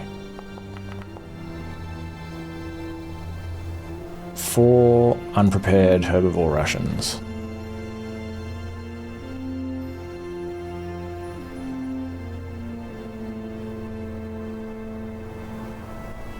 If they're prepared, can you stretch it out? The herbivore rations? Yeah, so if you prepare them after picking them, then they last indefinitely. But while they're unprepared, you can eat them, or you can cook them and eat them, depending on what you think you want to do. Okay. Now, just to clarify, these aren't stinging nettles, right? How do you clarify that? Darius has a sample. He samples them. Oh, don't eat it. Don't eat it. Not the ones that he picked up. Oh, what do you mean? Yeah, I was going to say, if I can look at the bushes, because I'm helping Vindaris with this, maybe if he finds something, then I can come over and have a look. But using my herbalism kit knowledge, maybe I can identify the plant to make sure that it is definitely edible and not going to cause damage. Yes. Angelo, when you say Vindaros has a sample, what do you mean? Oh, as he's foraging. Like he eats some? I would say he's like a little sample plate. He's like, oh, is this edible? Has a little... Okay. Stinging nettle immediately starts to hurt because it's basically got little it's got toxin on it or something, yeah, and it kind of stabs you, and then you start tingling and it really hurts immediately. Yes. So that's what I'm trying to clarify without you having to touch them.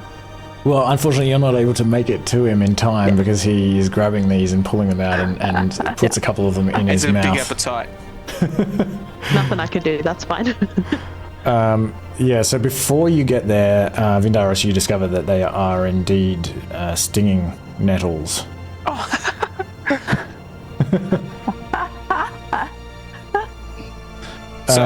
So I can't eat them.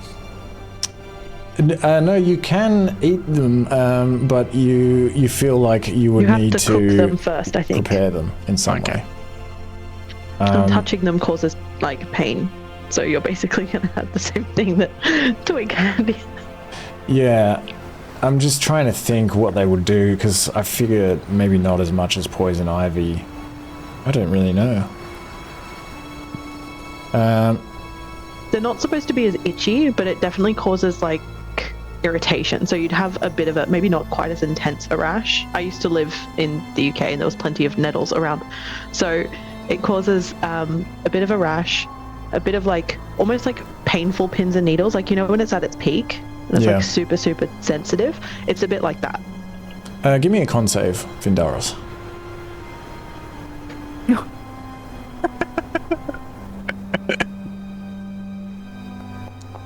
And how much would you say you ate? If I picked it up and it pricked my hands, Yeah. I wouldn't continue to eat it. Okay, so maybe it felt a little bit funny. You kind of put a little bit of it into your mouth, and then you discovered that it was kind of that your hands were starting to kind of get like prickled.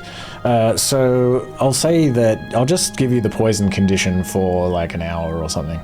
I don't think it's going to be that much of a big deal. But otherwise, you can still have the rations, and Yao Mei, you can come over and you don't need to make a check. You can identify them as stinging nettles. It's pretty obvious. And you can also share the information that they need to be cooked. Yeah. I'll kind of just like knock them out of his hand and be like, drop them now. And then I think I still have my rags in my little net backpack. I don't think I got rid of them. I think I kept them. So what I'll do is I'll cover my hand in that and pick some off, enough for him to make some food, and we'll take it back with us and cook it. And I'll kind of explain what it does as I like do this, so that I'm not causing myself damage. Okay. Does Vindaris also have a swollen tongue? And Luby's a yeah. big fan, I love the idea that he's got like just a little bit of a lisp happening. Not the little.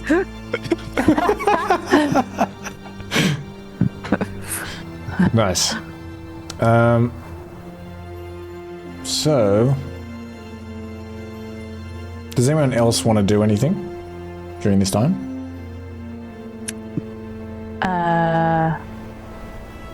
I'd like to have a look at my scarf. Okay. And try to.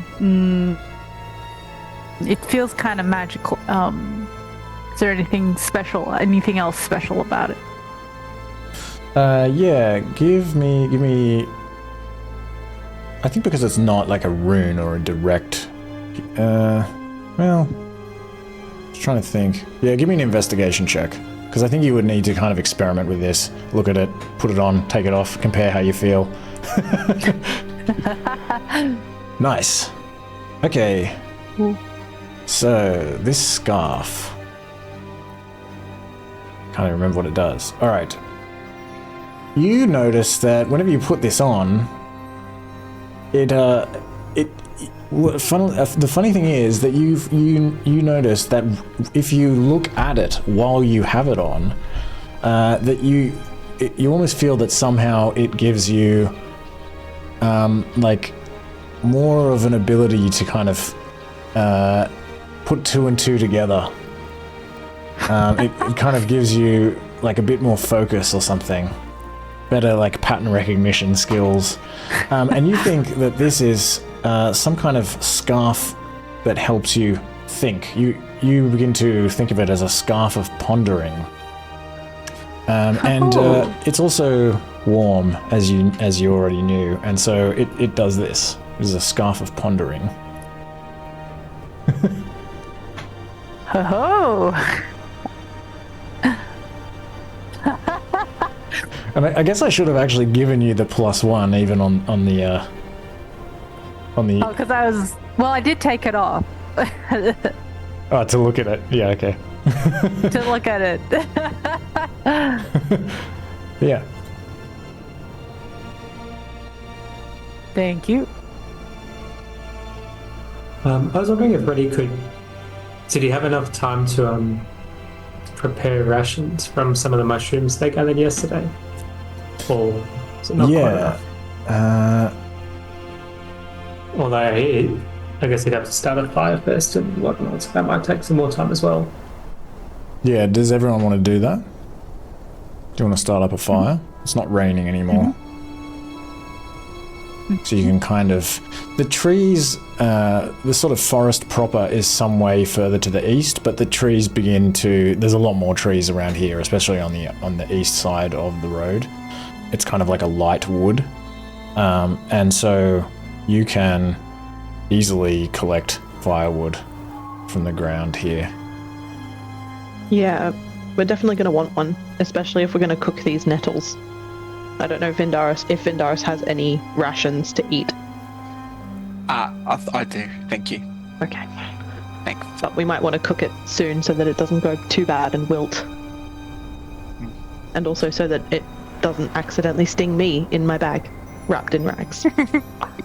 So if you're just cooking to eat immediately, you can just cook as much as you like. Well, I think within we've got- reason. If we've got 4 rations worth, we've got 2 omnivores and Vindaris is a pure herbivore who needs 2 rations worth of food every day, right? And Twig is the only pure carnivore here. Yeah, but So I we was could do just that and make clarifying like a for nettle Reddy. soup. I was just clarifying for Reddy, because Reddy, you were saying you wanted to... I just wasn't sure if you wanted to make rations or if you just wanted to cook. Well, I think all up we have 5, so there were 4 sort of meals worth of nettle, and then I have 1 from yesterday, so if possible, I'd probably like to make at least one of those into a ration, I guess. The nettles or the mushrooms or... A mushroom, let's say. Okay. So, yeah. So the only thing about... let me think. Because crafting, I've kind of generally said that that's something that you would do... I guess you could... I don't see why you wouldn't be able to do that on the road. Although it'll take you... It takes like a day to do it. To make rations. So you need to like dry them out and use like salt and... Yeah, dry them out and use salt. So yeah, you could do that, I would say, but it'll take you like a full day. But if you just want to cook, you can just consume your uncooked, you can just treat them as rations, like for the evening. Yep. Yeah. But let me know what you're consuming.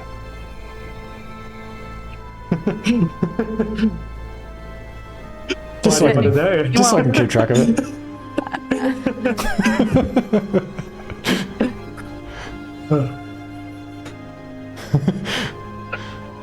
Because it no longer posts the changes that you make because the module wasn't working properly. Does anyone want carnivore rations for the day? Have Indaros and Yao Mei made it back yet? Like, are we all together again? Yeah, probably by this stage. Yep. Okay. I might have some of this poison nettle that they found. I think it could be spiced once we cook it up, safely. But thank you. I'm thinking we're kind of doing like a soup with it, and kind of we add a little bit of water and kind of mix it together to make like a broth. Because boiling it from memory should nullify those effects, so it is completely edible. And it's like a little bit peppery tasting. Ooh. So it would kind of be like a peppery broth. Sweet. Yeah, you can definitely do that. Reddy has cook's utensils, so you've got like some kind of pot or something. Maybe we throw some mushrooms in there as well, just for a little extra texture. Sorry, Yao Mei. What did you say? I was just gonna say maybe we like throw a couple mushrooms in there to like make it like a soup, proper soup. Okay. I just want to check that, like, I can't remember the word, because I think Reddy couldn't identify the mushrooms, but I'm not sure if someone else did. So I just want to check that I know what they are before. Yeah, nobody else has had a look, but you aren't sure what they are. Okay, can I have another look then? You've I would already also kind like of, to have a you look. just... I'll put them out in front of everyone. Yeah. Okay. Yeah, I'll have a go. Yao Mei, give me a nature check. Okie dokie.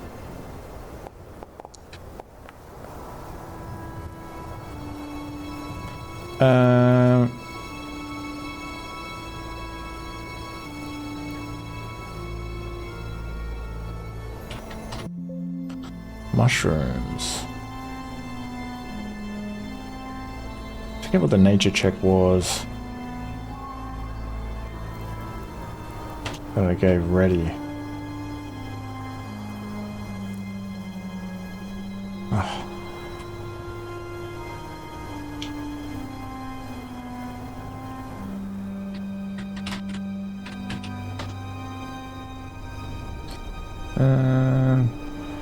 Yeah.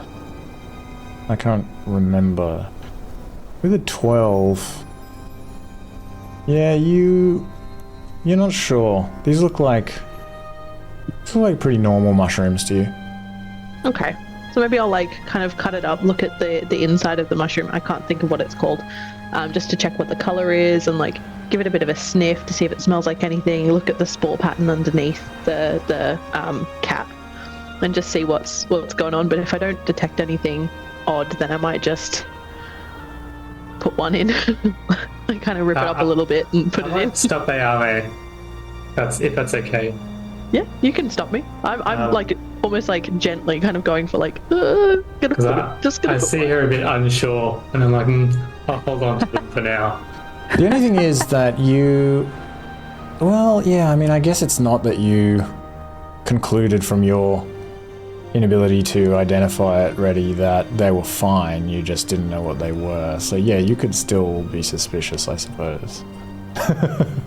I thought you said they were fine yesterday, but like, I know Reddy failed his nature check. I just can't remember how the interaction went down. Yeah, I'm just trying to determine whether, like, for example, if I fail the nature check, with whether I think they might be suspicious. Yes, or whether failing the nature check would imply that you would be like, oh, these are fine.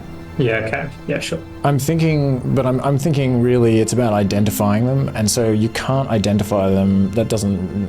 I mean... I have to think about that. It's up to you how you want to roleplay that for now. I was thinking more along the lines like, I sort of know mushrooms. Like, I know that if you don't know what they are, then it's probably best to err on the side of caution. That makes sense. So, yep, that makes sense. That's what I was sort of going with. Sweet. Yeah, you can definitely stop Yao Mei from putting them in. I'd just be going for it. Just be like, I'll put one in and see what happens. And if you stop me, that's fine. I'll just hand it back to you. I'll put them into my special mushroom pocket.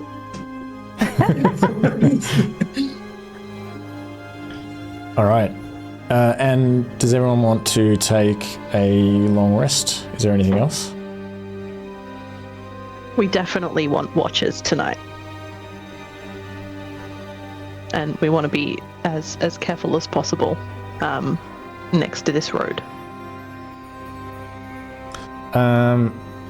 What order do you want to take watchers in? I'm happy to go first. I'll go second. And I'll cast Mage Armor. Before the... Oh, yeah. Yeah, before my... Yeah, that makes sense. And has everyone eaten a ration and drunk... Yao Mei, when I said before, your question about water skins, it's you got to drink 4 liters a day, so it's 2 water skins worth. Ooh. Right, okay. So we would have had our water intake at the stream. Yeah, so you're all good with water. Yeah. Everyone just needs the 1 ration, and Vindaros 2 rations. I'm not sure if you're still there, Angelo. I'm assuming he's BRBing. Wait. No, sorry, go on. I was just going to say, I'll probably cast Cure Wounds on Yao Mei before we go to sleep. Alright. Thank you. And who was going after Yao Mei in the watches? I was number 3. Yeah, Twig said next. Oh, okay, cool. Oh, sorry, I don't know. Alright, and Vindaros can be last. Alright. How does Yao Mei look after that? Does she look like she's back in tip-top condition, or is she still a bit... He's definitely feeling a lot better. He's not perfect, but wounds are healing, and he is very grateful to you. Have some more. My treat.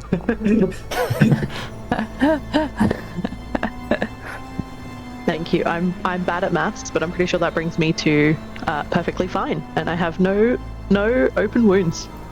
Maybe like some bruises are healing slowly. Nice. And does anyone want to try to identify anything? I actually wanted to ask about the mushrooms. Like, I assume I can't identify those. They're just more actually, I was thinking that. No, I reckon you can, because I think if you're going to spend that much time kind of looking at them, and yeah, I'd say that's fine. I haven't tried listening to them yet, so Yeah. I'll give that a go. Yeah, give me an investigation check. Maybe this involves putting a very tiny amount on your tongue, or just kind of, like... I don't know. Maybe I show him how to make like a spore pattern or something on like some leaves, just to see if we can, if they show black spores or if they're like looking okay. I don't know anything about that. Deathly spores. And, well, if you're going to help, you can roll with advantage, as a Yao Mei seems to know a little bit about mushrooms. Maybe there were some mushrooms that he used to forage for in the savannah. I also have proficiency with a poisonous kit, so potentially I'm coming at this more from like this is what you would use if you wanted to hurt someone, so this is what you're looking for to avoid that. More so than like, I know what mushrooms are. Yeah, that makes sense. But Got an interesting... despite collaborating, you still don't know. You're in a strange foreign land, and you just even though you try to, what did you call it? Rub the mushrooms and create a spore smear. A spore pattern, I think it's Spore called. pattern. Yeah. They just seem strange looking to you, so you're not able to reach a conclusion based on that. These ones are weird, huh? They're strange. I think I will name these backup rations. Best balls, if you will.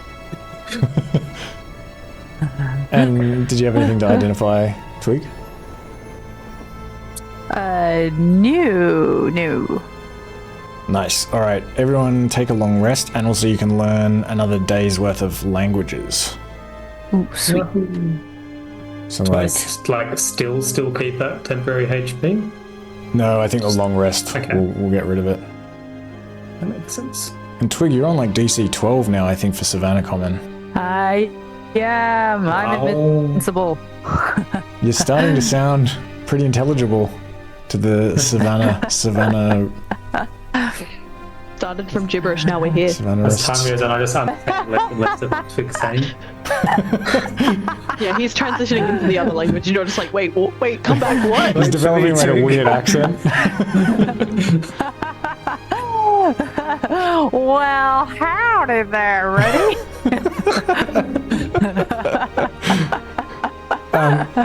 Vindaros, we're having a long rest, so make sure you eat 2 rations worth of food.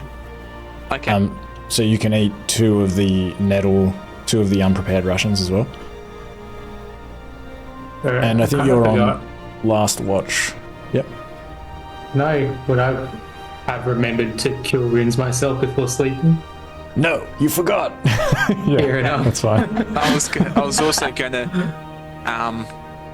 ask AMA, are you still injured from... Oh no, we're going to need to long rest. Oh no, are you still injured? Are you still hurt? No, you would have seen Retty completely healed me up earlier. Okay. Probably like 10 minutes ago. And I look Okay. perfect. Unblemished. So, Go ahead. I'm just trying to... Because we're sort of going through... Have we started our watches yet? I just want to try to work out if everyone's awake or not. Yeah, so everyone's doing watches. You're on the last watch.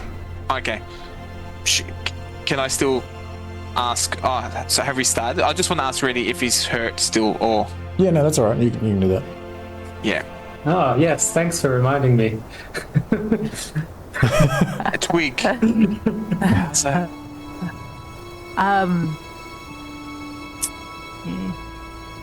He's feeling good. okay. He's healed up.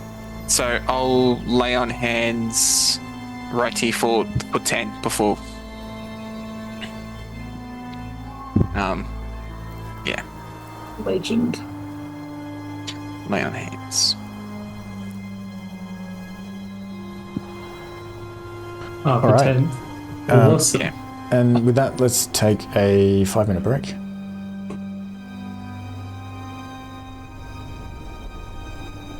See you in a second.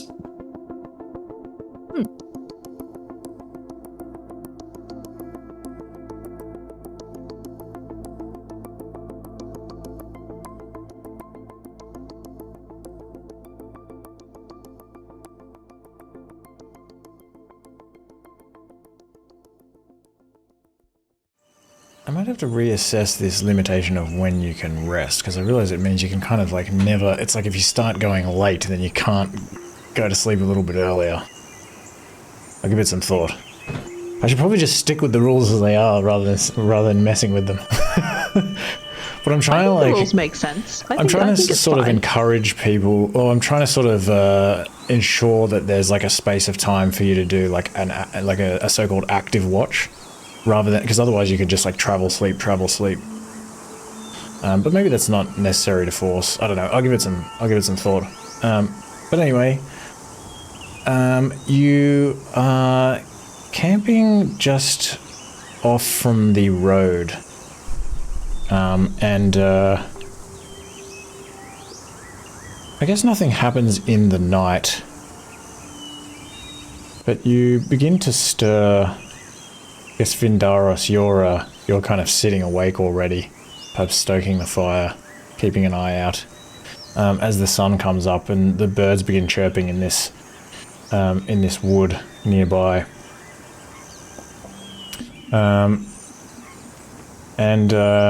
These trees are a little bit different from the sort of trees in the coastal forest where you've come from on the to the west. But still like a mix of this kind of deciduous trees and conifers and things. There's lots of pines and oaks and maples and beeches and things.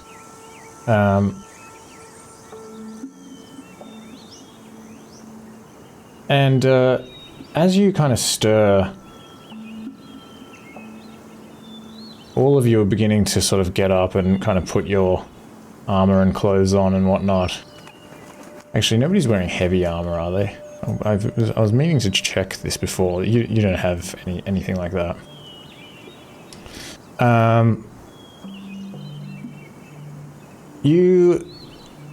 All of you hear a sound coming from the south. And it sounds like, you know, like the wooden axles of a cart, or maybe a couple of carts, grinding, and these wheels kind of grinding through this dirt on Smorgon's road. And you can also hear this clip-clop of hooves. And from where you are, within these trees, you can see that from the south, a couple of wagons appear. And these wagons, there's two of them, and they're both being drawn by oxen. And you see two individuals, one at the front of each wagon, and you can recognize right away that these are Vulpans, fox form canids. They're like similar people in the savannah, so you can recognize them pretty easily. And at the head of the wagon at the front, holding the reins, is this Vulpan that's wearing this long green cloak. And the Vulpan at the head of the wagon behind is a woman who's wearing a brown cloak.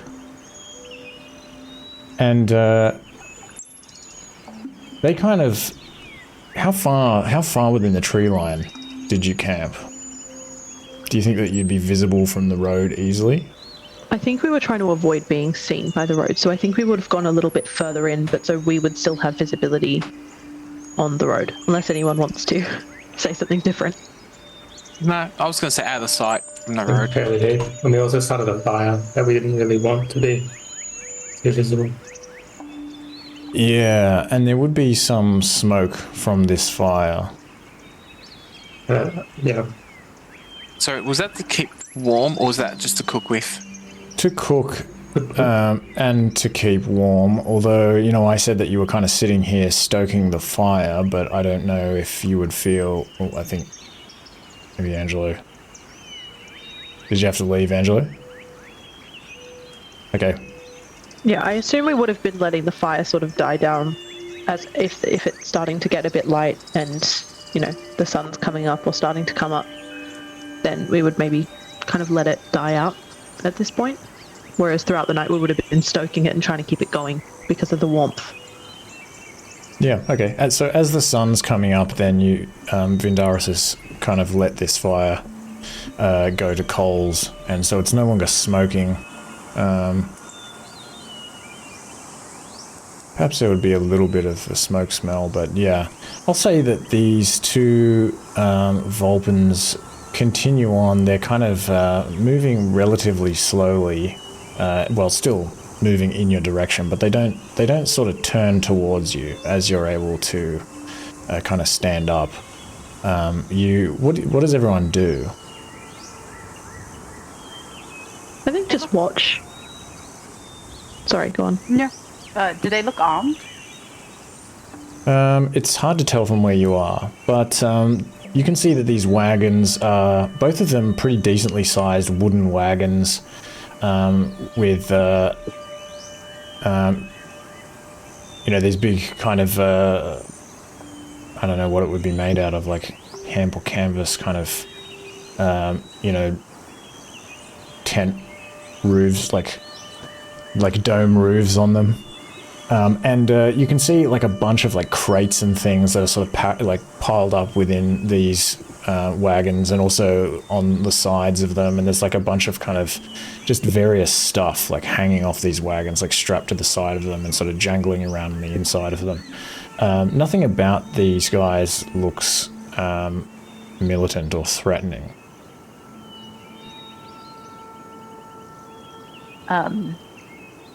Yeah, I guess it makes sense to not. I mean, yeah, if they don't look like if they don't look like they're being harangued, and then they don't look like they're going to be a danger to us, then I think we can just let them past. Maybe we even keep an eye out to see if there's anything stalking them or following behind them as if to attack. As they kind of go past, maybe we wait a few minutes and just look to see if anything's happening. In case we see any of the rats. Yeah, if you just sit and watch these two carts just kind of continue rolling by, you don't see any evidence of bandits or anything like that. Angelo, these two wagons, they look like like merchant wagons, and they're just full of a bunch of like crates and things, sellable items probably, yeah, they're just rolling past. Have we packed up camp as of yet?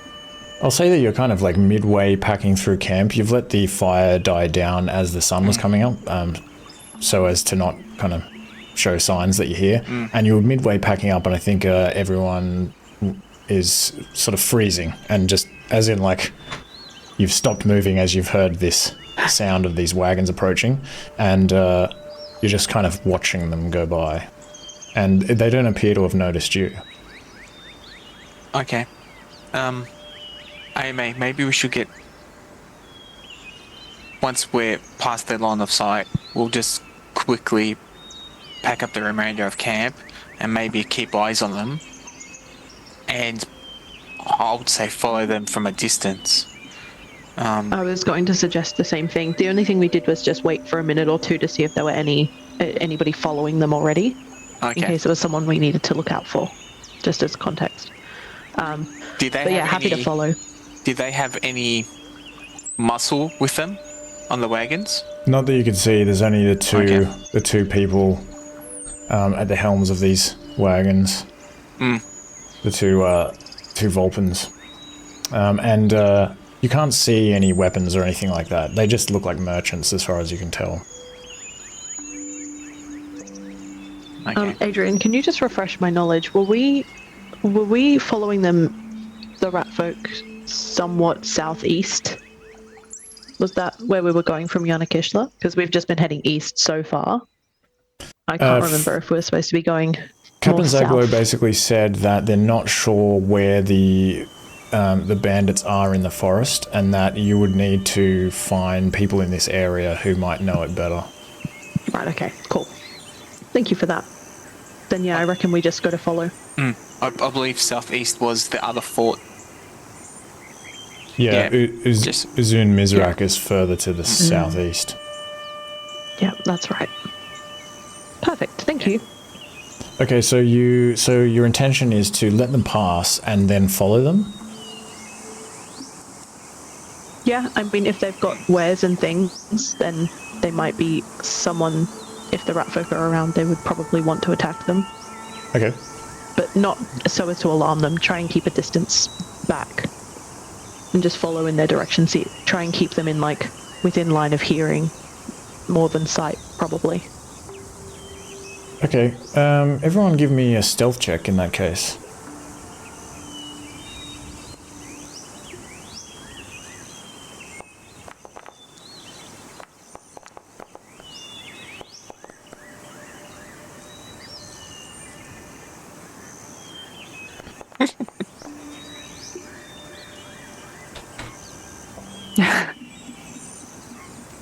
And so what's that?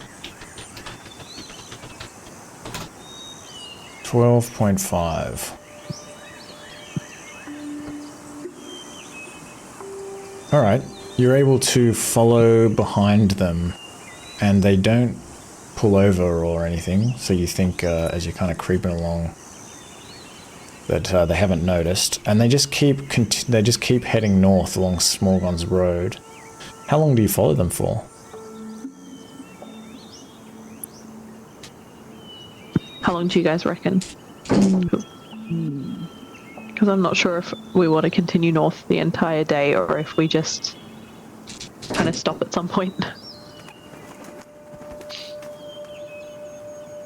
Yeah.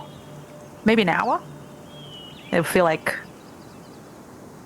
maybe if we see any like paths coming off the road or any more signs of that scuffle.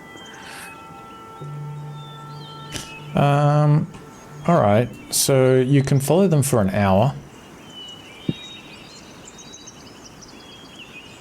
And they sort of veer to the right a little bit, following this road along. And you don't see any signs of a scuffle as you're coming up here. But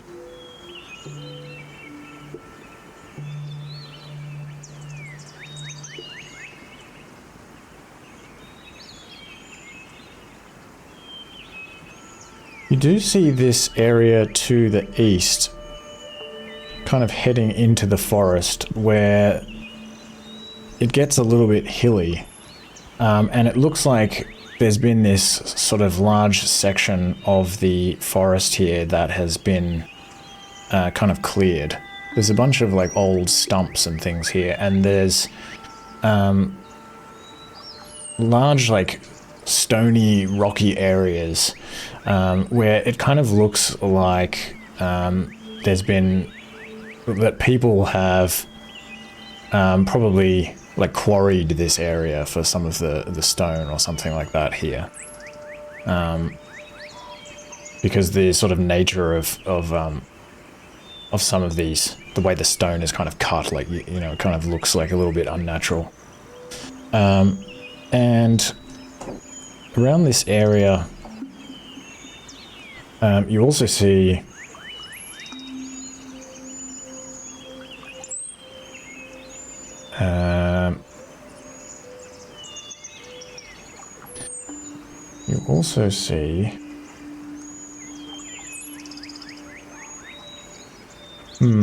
just some birds, just some like kestrels or something, kind of flying by and sort of landing nearby and like pecking at the ground for worms. Nothing else. Oh no, sorry. There's a lot of things around here. You also see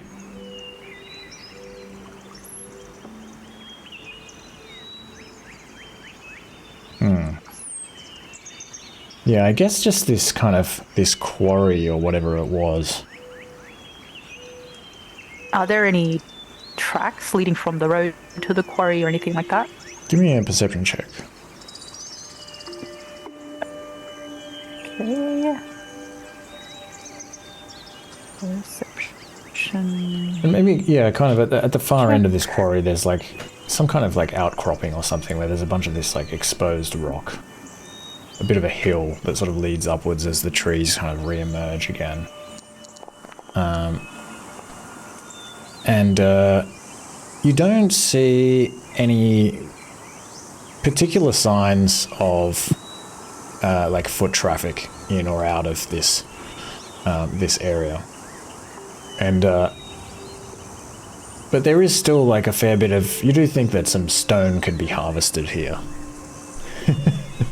But it doesn't look like it's been used for some time. Maybe because whoever was using it kind of had their fill of stone, had all they needed. You don't know. But otherwise this wagon continues heading north. Do you continue to follow it?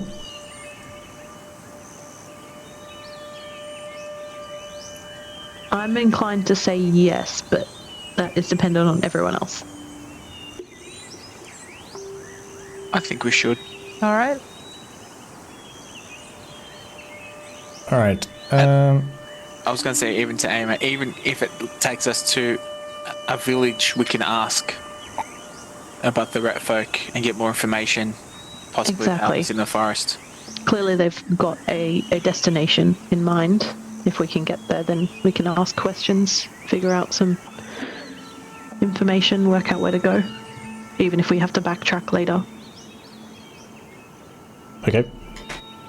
So you can continue following Smorgon's road as it kind of bends around a little bit to the east, past these trees on the right.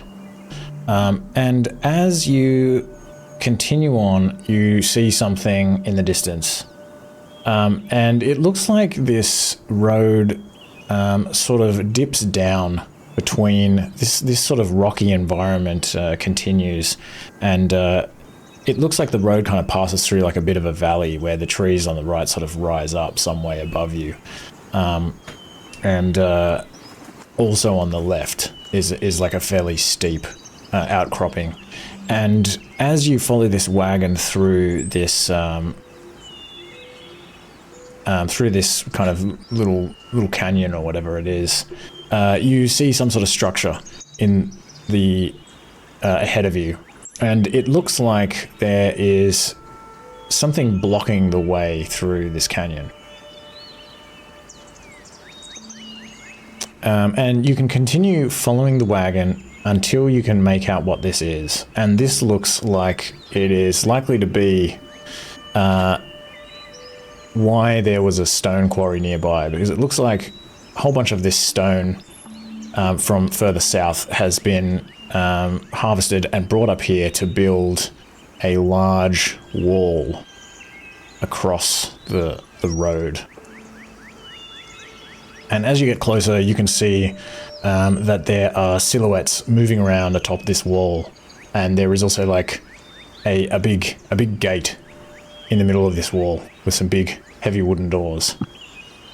And you watch from just out of sight as you see this wagon kind of pull up out the front of this gate. And it isn't before long that one of these two wooden doors is kind of like pushed open, and somebody emerges, and you can hear some commotion, some people interacting, but you're a little bit too far. The voices are sort of echoing off these canyon walls. So you can't really hear what's being said. Oh, not that you would understand anyway. And for a moment, that is the scene while you watch. Do you continue to move forward, or do you just hang back? Can we see if there are rat folk at all? Like that's answered the gate? Probably where you are, it's a little bit hard for you to tell. Okay. You could move forward to have a look. but then I might ask for another stealth check. Okay, so there is a way for us to proceed closer without being noticed, potentially. If we do it well enough. Yeah, you're not, in a wagon or anything like that, so you could kind of creep alongside these walls. Maybe there's a few kind of small shrubs and trees and things in here that you could hide behind, potentially. Yeah. Yeah, I think we do that. Yeah. Okay. At least to understand who's in charge here would be good. All right, everyone give me another stealth check in that case.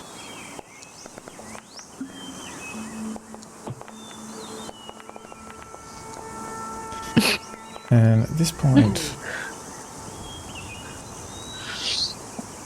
I would say, okay.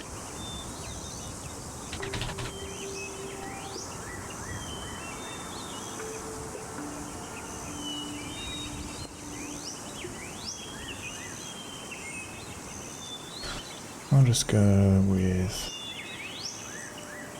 this guy. This guy would be keeping a lookout.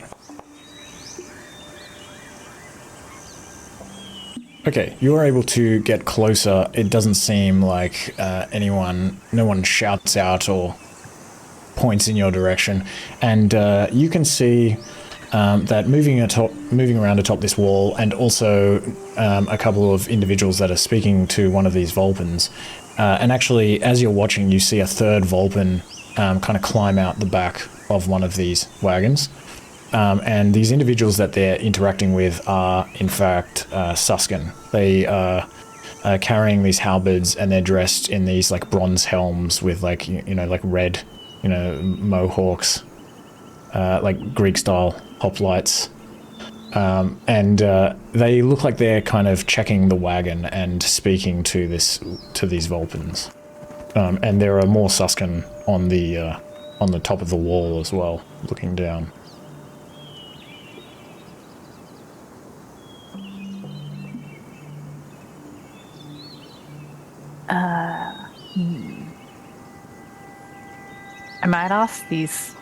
I might whisper to the others, should we try to talk to them? And I'll sort of pull out a corner of my page of runes for tongues. Yes. Okay. Actually, maybe you can speak to them. I'm scared. I'm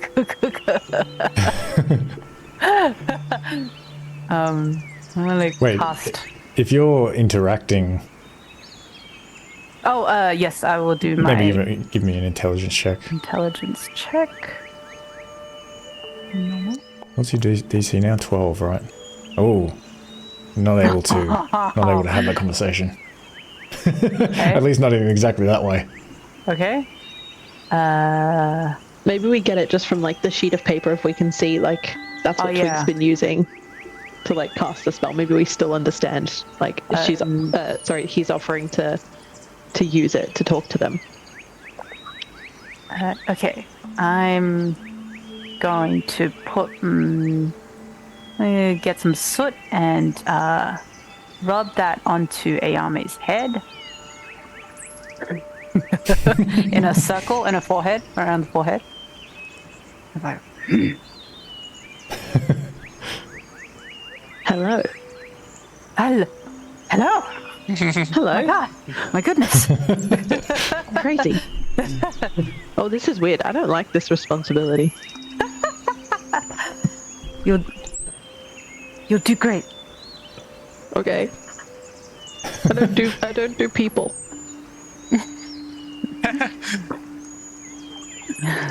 But I guess okay. And then I guess he'll just walk. Just sort of approach the gate.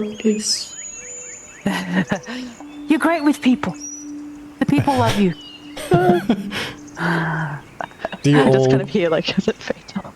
Do you all follow Yao Mei, or do you wait behind? No, we'll follow. Okay. I mean, I'll follow. Everyone else? Yeah, Following we as will well? follow. Okay, sweet. All right. As you get closer, you can see a couple of other things. I mean, firstly, you see that there are probably like quite a lot of these Suskin around.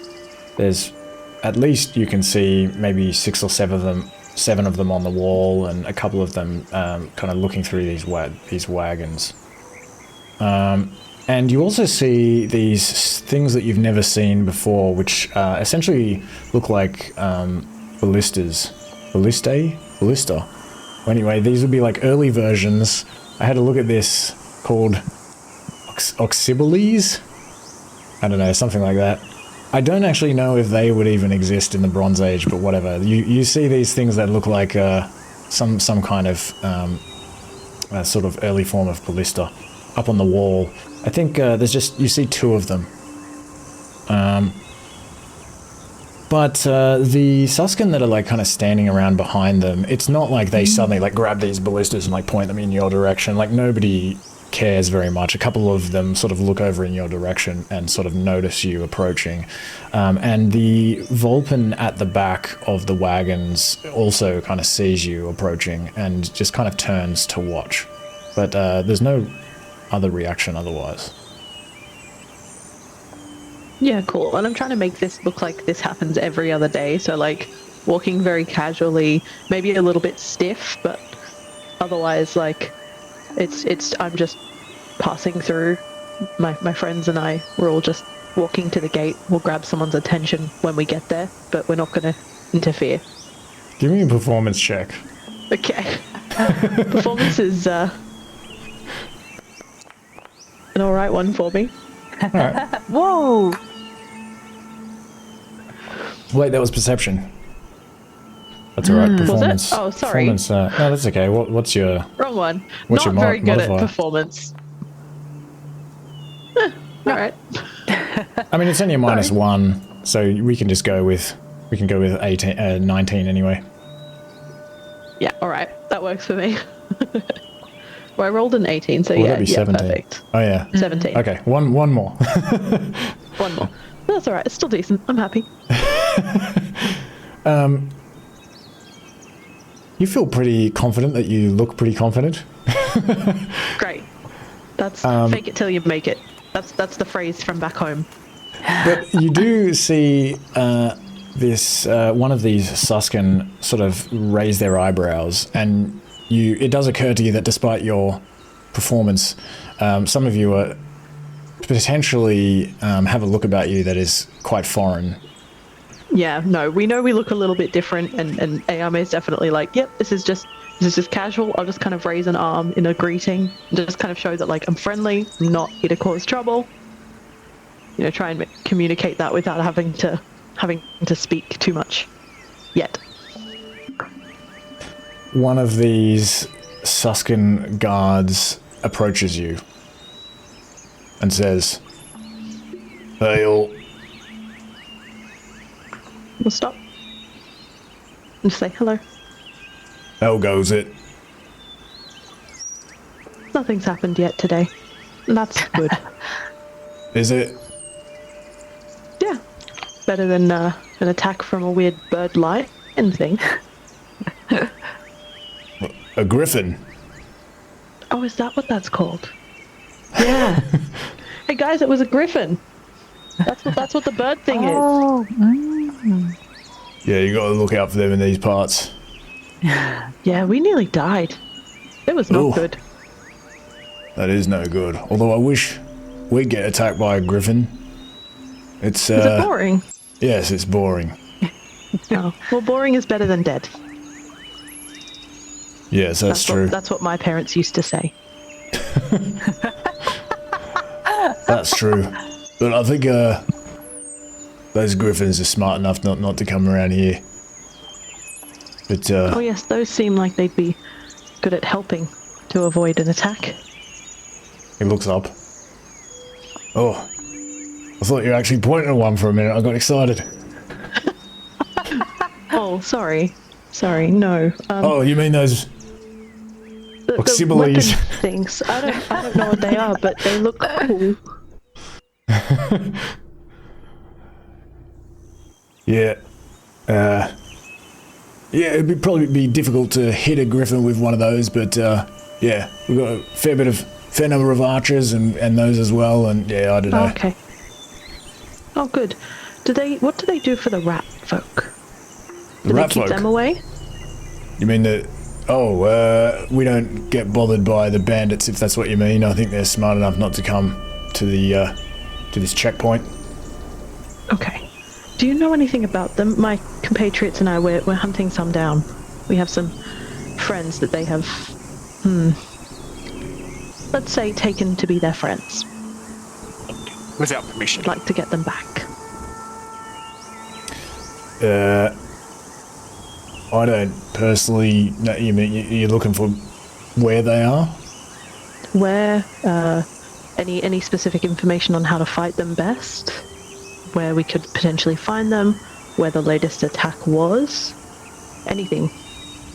Well, we've heard that there's a whole bunch of them. They've united under a single leader, which is pretty rare for this region. It's a woman named Skara. What was it? Skara Dreadclaw. They call themselves the Dreadfuls. Yes. So I hear. That's a good name. That's a good name. Yes, Yeah. we did hear mention of Dreadclaw. You haven't seen any around here, so have you heard any tell from any passing travelers? Yeah, we've seen a number of things. People come through here that have been robbed. Sometimes some of their party members have been kidnapped. Yeah, we've seen a number of things for many months now. But I can't say I know where they are. If you're looking for them, if you're trying to rescue your friends, somewhere in Calydon Forest. But it's funny that you ask, because I was just talking to this fellow up here. What was his name? Everett. He's just on his way from a village some way in Calydon Forest, and he thinks he knows something about. He was telling us that they've had to deal with some of these rat folk bandits a fair bit in recently. That village. Yeah. And is that south? And kind of point back the way we came. I'm not sure. Honestly, I spend my entire bloody life at West-Calydon Tollgate, so you'd have to ask the Vulpan fellow. And that he's referencing one of the caravans that we've been following. Is that right? Yep. And okay. Those caravans are still there. They're just literally ahead. You're kind of standing just behind them.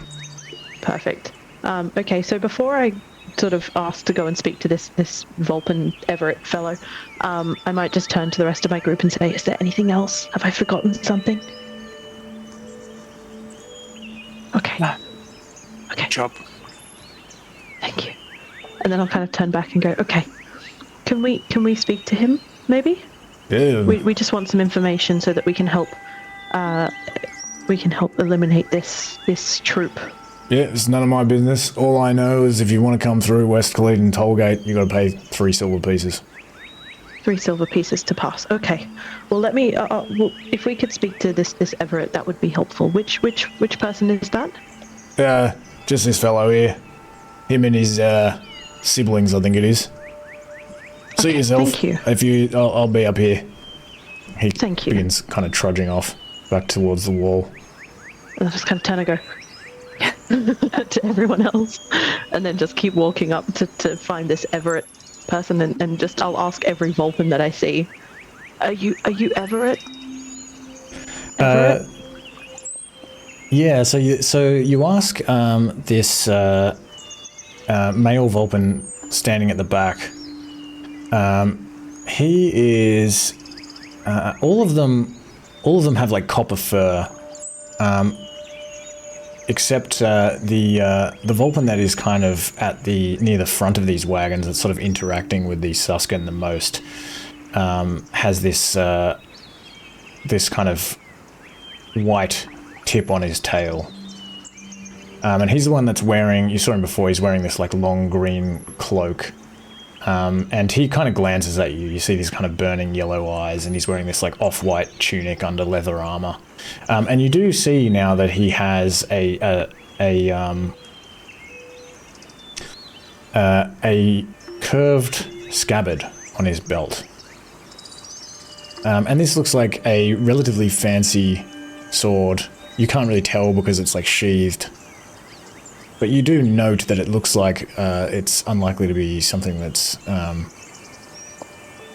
not made out of some kind of metal. And he's also got like a bunch of gold rings on his fingers and earrings and a chain around his neck. He looks like he has a little bit of money. And but you can speak to this gentleman that's this gentleman Vulpan that's at the back. And he kind of, when you say like, "Are you Everett?" he kind of points at this wealthy-looking fellow in the green cloak. And you can walk over to this guy who you now think is Everett. And as you arrive, he is just kind of finishing up. And he drops some silver coins in the palm of one of these Suskin. And the Suskin, like, walks off. And a couple of them kind of walk off. And he turns to you and says, with this kind of sly, cautious but friendly demeanor, "Hello. What can I do hello. for you?" My compatriots and I have been tasked with finding some rat folk to recover some friends. And I spoke to one of the guards here who mentioned you might know something about where they could be. Do you know anything? Yes. As it so happens, I am currently on my way from Abershire, a Ketri village just to the east, in Calydon Forest. I'm delivering something for them, to Prince Hognar. It is a tribute from them because they wish to bend the knee to King Smorgon, the Ravenous. They have apparently resisted this for some time, but they've been of late having to deal with these so-called dreadfuls to the point where they have decided it's necessary for them to seek some aid. So you are looking for the dreadfuls, are you? Yes, and I kind of look at the rest of my group as if to be like, how truthful do I need to be here? What do I say? Where? He seems alright. Yeah. Okay. The dreadfuls are Can I? Yeah. Fine. Yeah. Yeah, and so I'll turn back and I'll say, they've taken some friends of ours. We are not from this land, as I'm sure you can tell. Indeed. We are new. But where are you from, if you don't mind me asking? Far away. We were on a ship for weeks, and there was a big storm. We weren't on the ship voluntarily, so we understand what it is to be stolen away. And now our friends have been taken again. Fascinating. I'm sorry to hear that. I regularly travel all the way from Gil to Ulverbast. But, a ship, you say? That sounds further than even I have been, and I have been further than most. It was not a fun journey, and again, it wasn't our choice. But that is what happened. Now we just need to find our friends. A lot of that around here. And I am sorry to hear that you are going through this multiple times. There's not much we can do. We just want to keep everyone safe. Bring them back before they're sold on or injured, killed. Is there any more information you can give me about this Abershire place? Yes, I can give you directions. How often are they attacked? To Abershire. Yes, directions. Well, they recently have had a number of their children taken from them in the night. They are a small community and desperate for aid. It was actually what I was just talking to the Suscan about. Unfortunately, they have been assigned to remain at this checkpoint, and they do not seem interested in going to investigate this claim of the Ketchery, so it is quite the coincidence that you have come along at this time. I can give you directions to the village. They say that they do have some idea of where these dreadfuls may be camped. How truthful do I think he is being with me right now? Give me an insight check. On that. Okay. I've been waiting to use that one.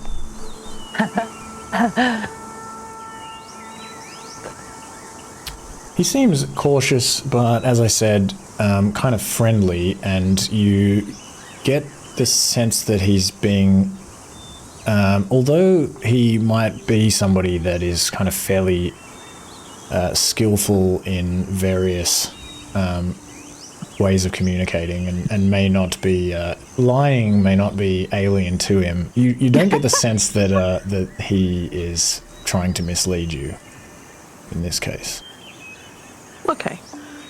Then, yeah, I'll pull out my map and just kind of gesture to it and say, well, where are we here on this map?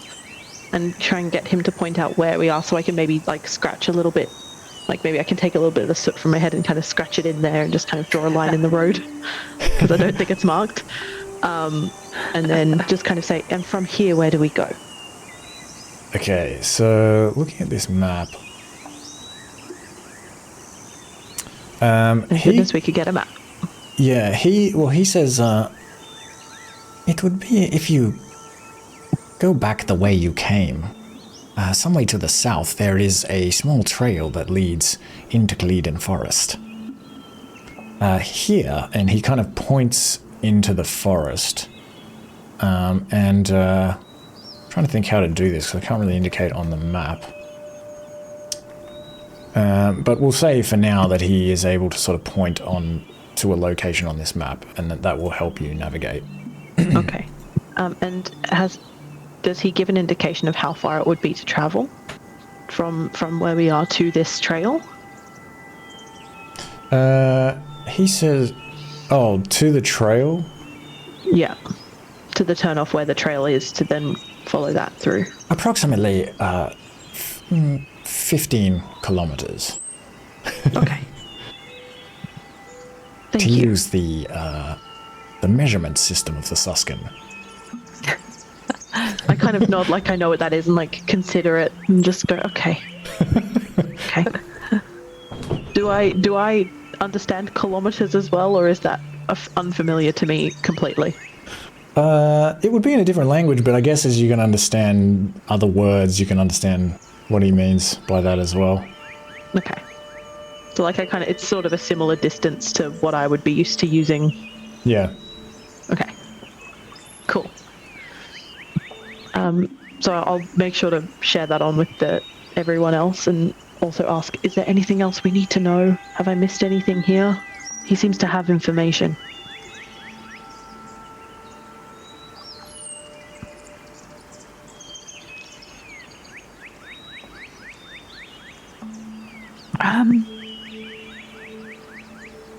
No, I don't think. Well, Twig will just nod and give you a big smile. Ratty? Vindaris, any more questions? Or can we let this gentleman leave? Oh, maybe has he heard of any recent ambushes along the road as well? Let's travel on. Does it happen often or frequently? Yeah, okay, perfect. I'll turn and ask that exact same question. How often does it happen? Where was the latest one that you know of? How far away from here was that? The usual stuff. Try and pinpoint it again on the map if possible. Just like maybe make a little indent with my nail or something. We have heard that there are attacks all along Smorgon's road, along the west west edge of Calydon Forest, both to the north and to the south of this West-Calydon Tollgate. There have been several attacks.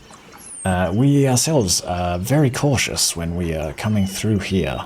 And in fact, if it were not for the Ketri village of Arborshire, I would have been sticking to the Lonely Way, which is not as dangerous at the moment. But I cannot say specific locations of these attacks, only that they are all along the forest edge. Okay, so there wasn't one that you heard of most recently? Not in particular, no. Okay. That's fine. That helps. Thank you. And I'll kind of turn back, relay the information, check again if there's anything else. Hey, mate, he seems like to be a businessman of sorts, a trader. Maybe he has some wares that we could purchase from him. Oh, good question. Good point. I didn't think about that. Oh. And I'll turn back and ask, say, what are you selling? What do you have? Potentially we could make a quick sale to aid us on our way. Ah, of course. His demeanor immediately changes and his eyes kind of twinkle a little bit. Yes, of course, we have all kinds of goods, perfect for travelers of all shapes and sizes.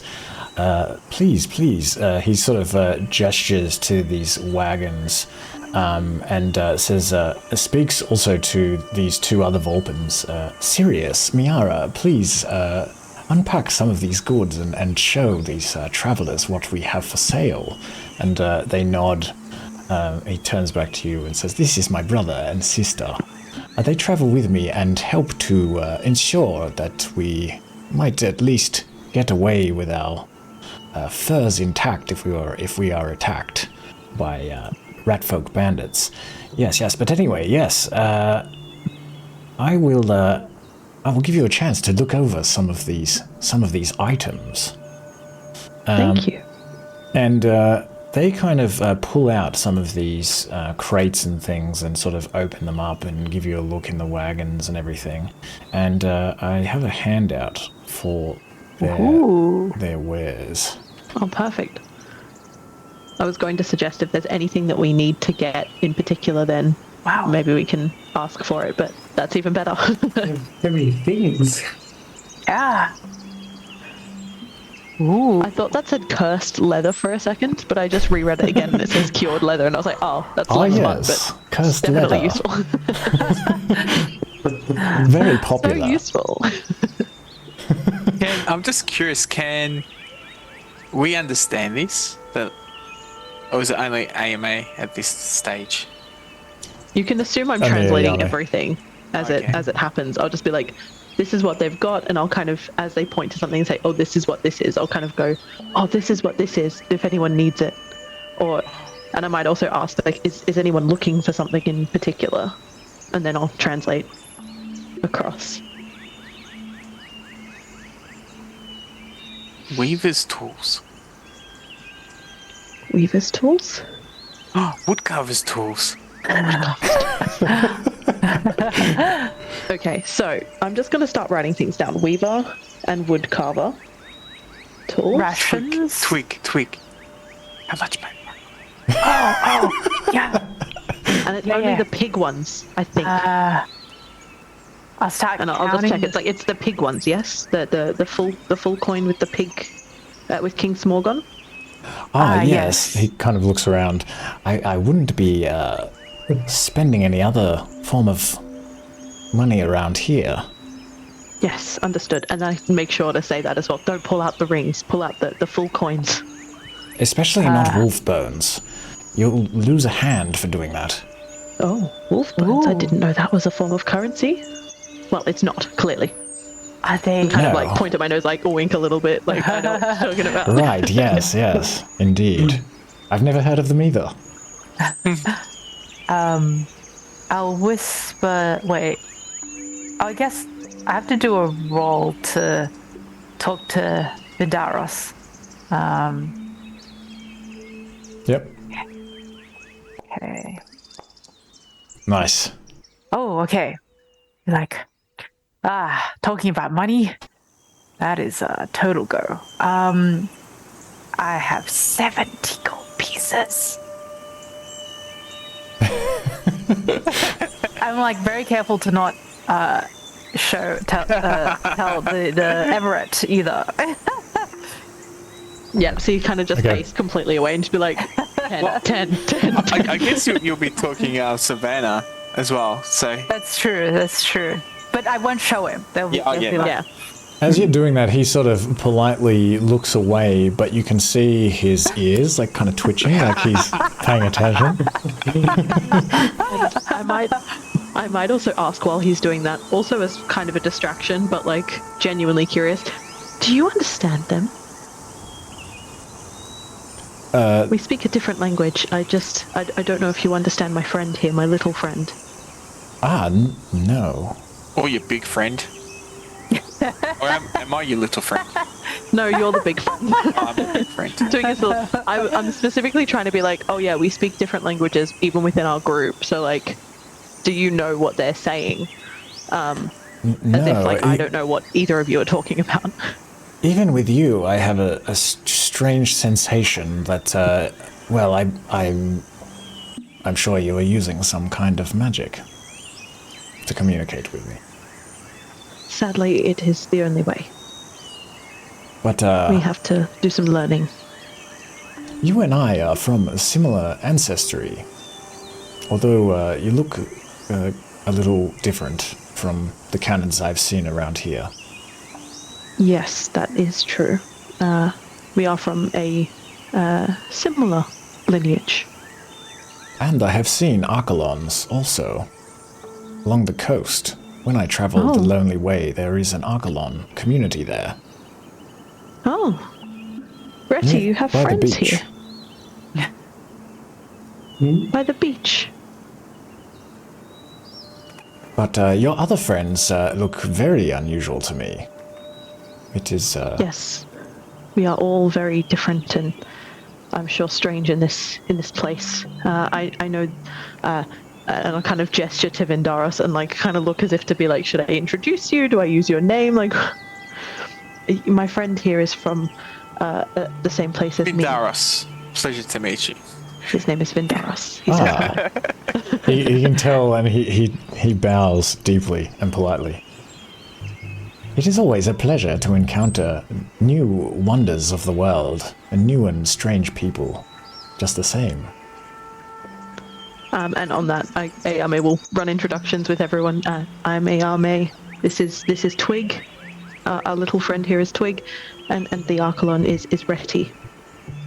He bows to all of you, and the other two Vulpans are kind of standing, sort of leaning on the other wagon, kind of talking between themselves, uninterested. Yeah, that's fine. Okay, so what are we actually interested in, guys? Because I'm thinking, I think we have one bedroll between four of us, so the 3 bedrolls are quite interesting to me. Can you show the handout again? Sorry, I accidentally closed it. I'll put it in Thank your you. handouts as well.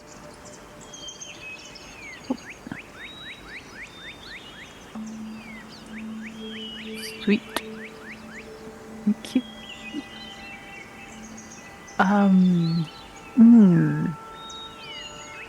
Yeah, so I'm kind of thinking the 3 bedrolls.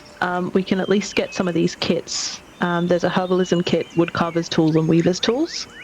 And all 3 of those would be of use to us in some form or another. Yeah, you said herbalism kit, right? Yeah, Okay, cool. that's the one I'm proficient in.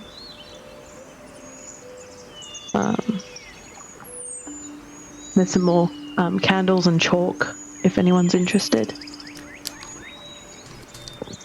An incense.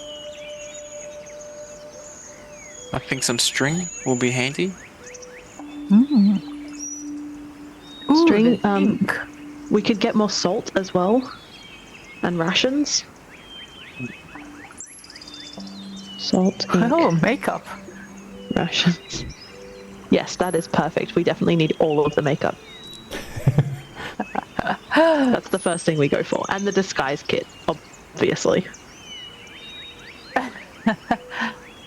The So, Bloodhound for his spell component. Oh, The which? sorry. What did you say? The fur of Bloodhound. Oh yeah. Bloodhound fur, okay.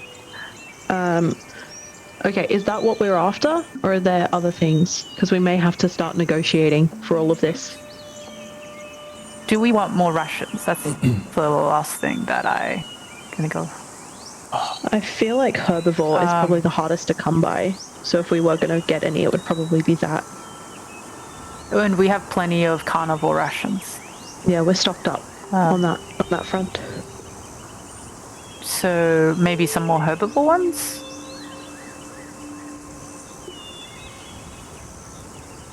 Yeah, that's what I'm thinking. Okay. Okay, cool. So let's see what we can cut out from the list I've just written down, and if I've missed anything. The weaver's tools, woodcarver's tools, herbalism kit, string, salt, ink, herbivore rations, and bloodhound fur. Which is Did I miss funny. anything? You know, this bloodhound fur. I only just collected this on my way here. There were pieces of it, clumps of it, stuck to a thistle bush in the forest here, and I recognized it as a spell component, for I have had to acquire it before. So it is another happy coincidence that it might interest you. Does it grow on bushes? No, bloodhounds. I might turn to Retty and be like, it grows on bushes here. The bloodhound fur? Isn't that crazy? And then just kind of wink at him like, yeah, I'm making a joke.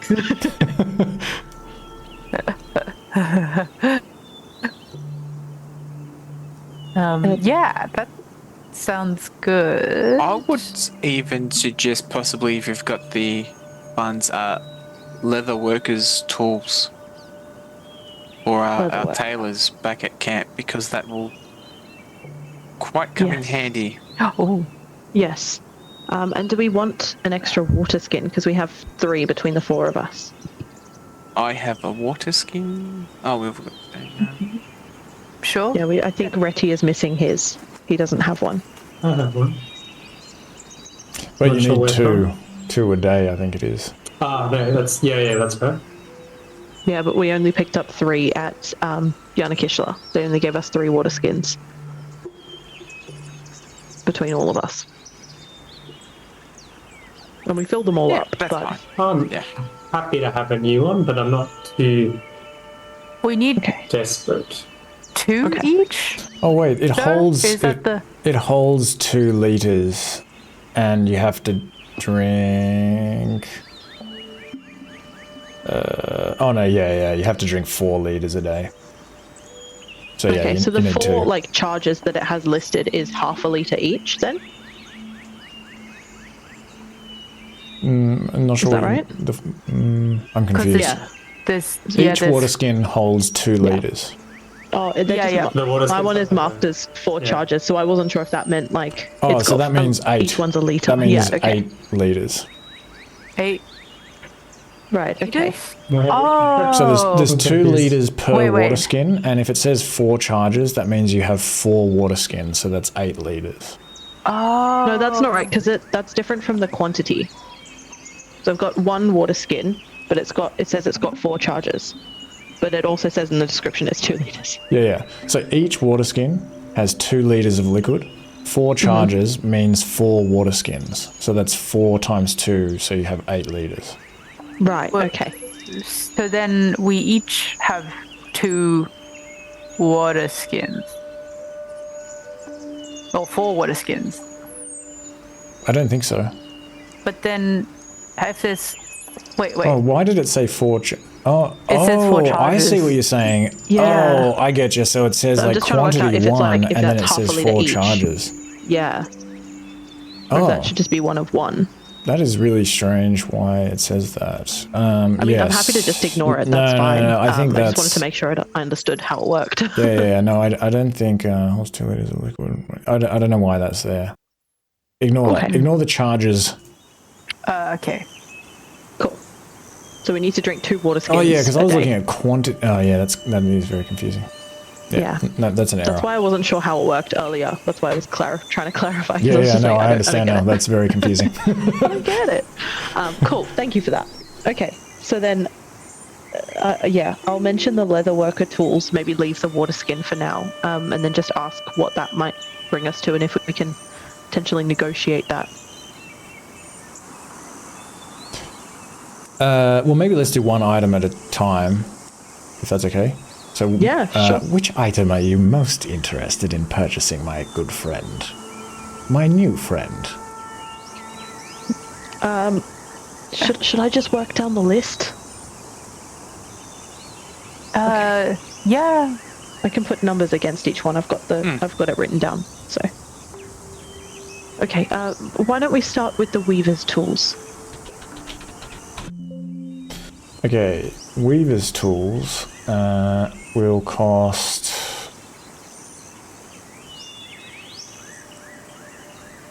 where am I?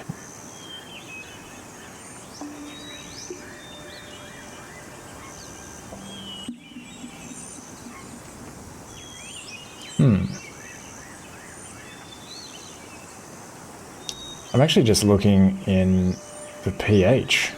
I thought they would have been here under, like... Kits or something. Yeah. Interesting.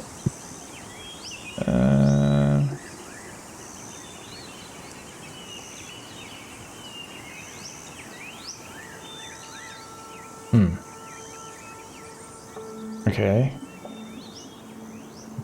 Oh, here we go. Okay. 1 gold piece for weaver's tools, please. Okay. Okay.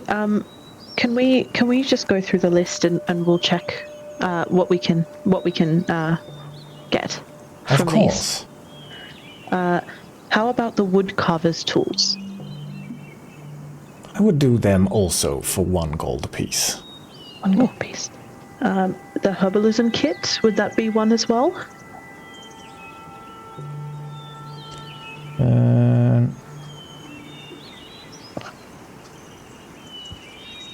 Where the hell is that?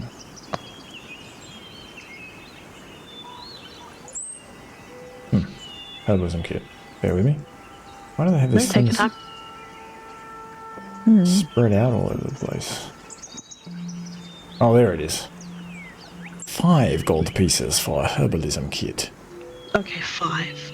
And we're looking for some components as well. String. Your microphone's gone funny. Not again. All right, let me try and turn it off. I might just put in chat a couple of things then. Okay. What if that's but okay? String. Yes, I can do some string. Some hemp string for 1 copper piece per 10 centimeters. Ooh. String.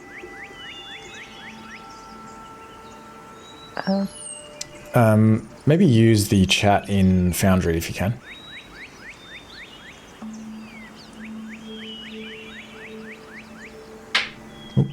I have 7 copper pieces. We could get... Is 70 centimeters enough, or should we get some more? Sorry, was that 1 copper piece per 10 centimeters? Correct. Am I sounding better? Yes. Good. Okay. I think it's flipping the mic up and down. It starts to not like it. Okay. I think 70 centimeters sounds good. Okay. So 7. Some salt. Salt. Should we get purchase some The wine? salt I would do 1 silver piece per 100-gram bag. And I have 2 bags available. So it would be 2 silver for the 2 bags? Yes. Okay. A bottle of ink? Ink. He kind of scratches this white bit of fur under his chin that goes underneath his tunic. I would do this ink pot. It is a lead-based ink pot. I'll do it for 10 gold pieces. Oh, okay, 10. Herbivore rations. And how many do you have? I have 15 herbivore rations. I'll do them for 5 silver pieces each. Okay, 5 silver pieces. The bloodhound fur? This fur, I would give it to you for 1 gold piece for this clump here. 1 gold piece. Leather workers' tools.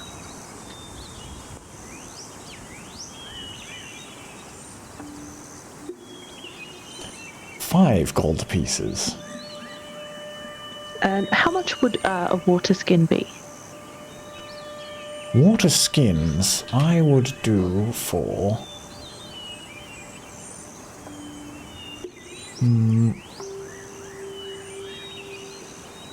What's the going rate for water skins, Miara?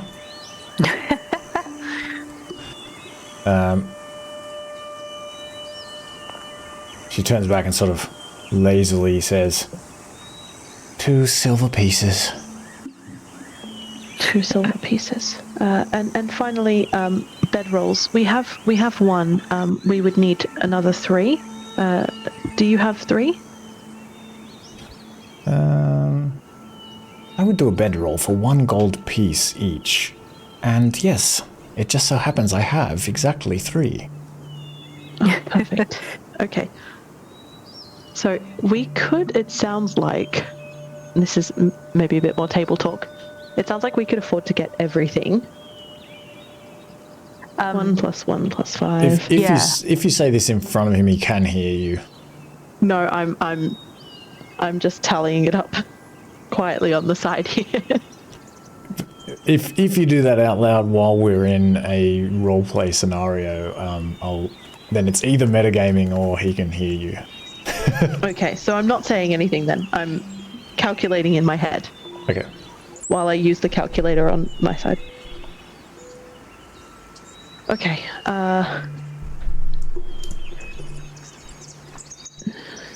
But I'm sure he would be fine if you wanted to move off to the side. yeah. Well, I would definitely kind of spend some time to kind of move the 1. Just like I'm doing some calculations. Yep. And then kind of go, and then kind of step off to the side and be like, okay. Just a quick question. Do we know how many silver pieces are in a gold? Or would I have to ask? I'd have to ask. So maybe I'll ask.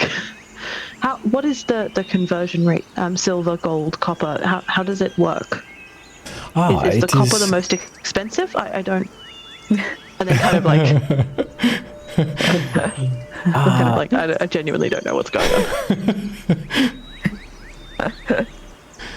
He kind of like gives you a sly smile, like his mind is ticking over, like whether or not he should mislead you or not. But then he sort of grins and says, yes, well, there are 10 copper pieces per silver piece, and 10 silver pieces per gold piece. Okay, thank you. We'll come back to you. 1 second. And kind of usher everyone off and just be like, okay. So it's 26 gold for all the gold piece items. So, and there's a couple of things for silver pieces and copper pieces. What if we offer them 25 gold for everything? Do you think they would accept it? It's kind of a bulk sale, you know. Yeah, What do you think? that's a great idea. Because it would be close to 2027, really. Yeah. But I don't know if we have any silver pieces or any copper pieces, so that's all with everyone else. So, what 25? I've got this shell. Oh, you've got it. That's a lovely shell. Thank It you. looks quite rare. Do you pull that shell out? Yeah, I'll take it out. Like, we can barter with it. Okay. Pat down, pat down, pat down. Okay, so do we offer them 25 and a lovely shell? Or do we want to keep the shell? It is an uncommon shell. I have a personal attachment to shells myself, so I'd like to keep them, please. You should have told me. I would have given it to you earlier. No. Yeah. You just mean your own shell. Shells in general, you know. You are has a love for personally his attached shell. to a shell. Okay, so we keep the shell, 25 gold. Are we all happy with that? As you're putting this shell away, he does catch eye of it. He catches eye of it. And he steps forward and kind of puts his hand up and says, and kind of looks around. I would keep that hidden if I were you. That is considered a form of money that is competing with Smorgon's coins. Oh, we just thought it was a nice shell. We just thought it was pretty. Okay, thank you. My pleasure. Yes, King Smorgon, the Ravenous, is... he looks around again and kind of speaks in a low voice, attempting to spread his currency across Ascentus. Ascentus. Is that the name of the land here? Yes. Ah, Ascentus. Kind of commits it to memory. Okay, while you're here, perhaps we can offer a compromise on the pricing. I think it was 26 gold, but since we're buying quite a large sum, and as you know, we're very new here, we thought perhaps we could purchase everything we listed for 25. We don't have much to give, but we're happy to make that work. 1 gold piece. I feel like an asshole asking for a persuasion check, but I'm going to ask for it anyway with an extremely low DC just because I want to see what happens. That is totally fine. I was kind of gaming for that, and I have a -1, so let's see how we go. Yes, of course. 1 gold piece is a fine discount for such a large purchase from my new friends. I would happily give you all of these wares for 25 gold pieces. Thank you. That is very nice. And I'll kind of turn and be like, 25. Job. Yeah. Whereabouts can we find him in case we need to visit his wares again? Yeah. Yeah, the items are defective. You want to return them. Sorry, say that again. If they're defective. Oh my god, okay. I'm not going to say. I won't say that one. I won't say it. We have no return policy, I'm afraid. I did not translate that one. He just says it. You can see. The tension. There's like a bit of reticence in Reddy's face, and he can just see it and be like, oh, maybe not. Thank you. 25. Twig, can you count out 25 gold? Yep. And I'll hand it to this nice gentleman. Where can we find you again? Do you just travel through this road often, or is there somewhere we could find you? Yes, I do a loop. I travel, up to Fort-Calydon. And then I take the lonely way west along the Rayos River to the haunted coast.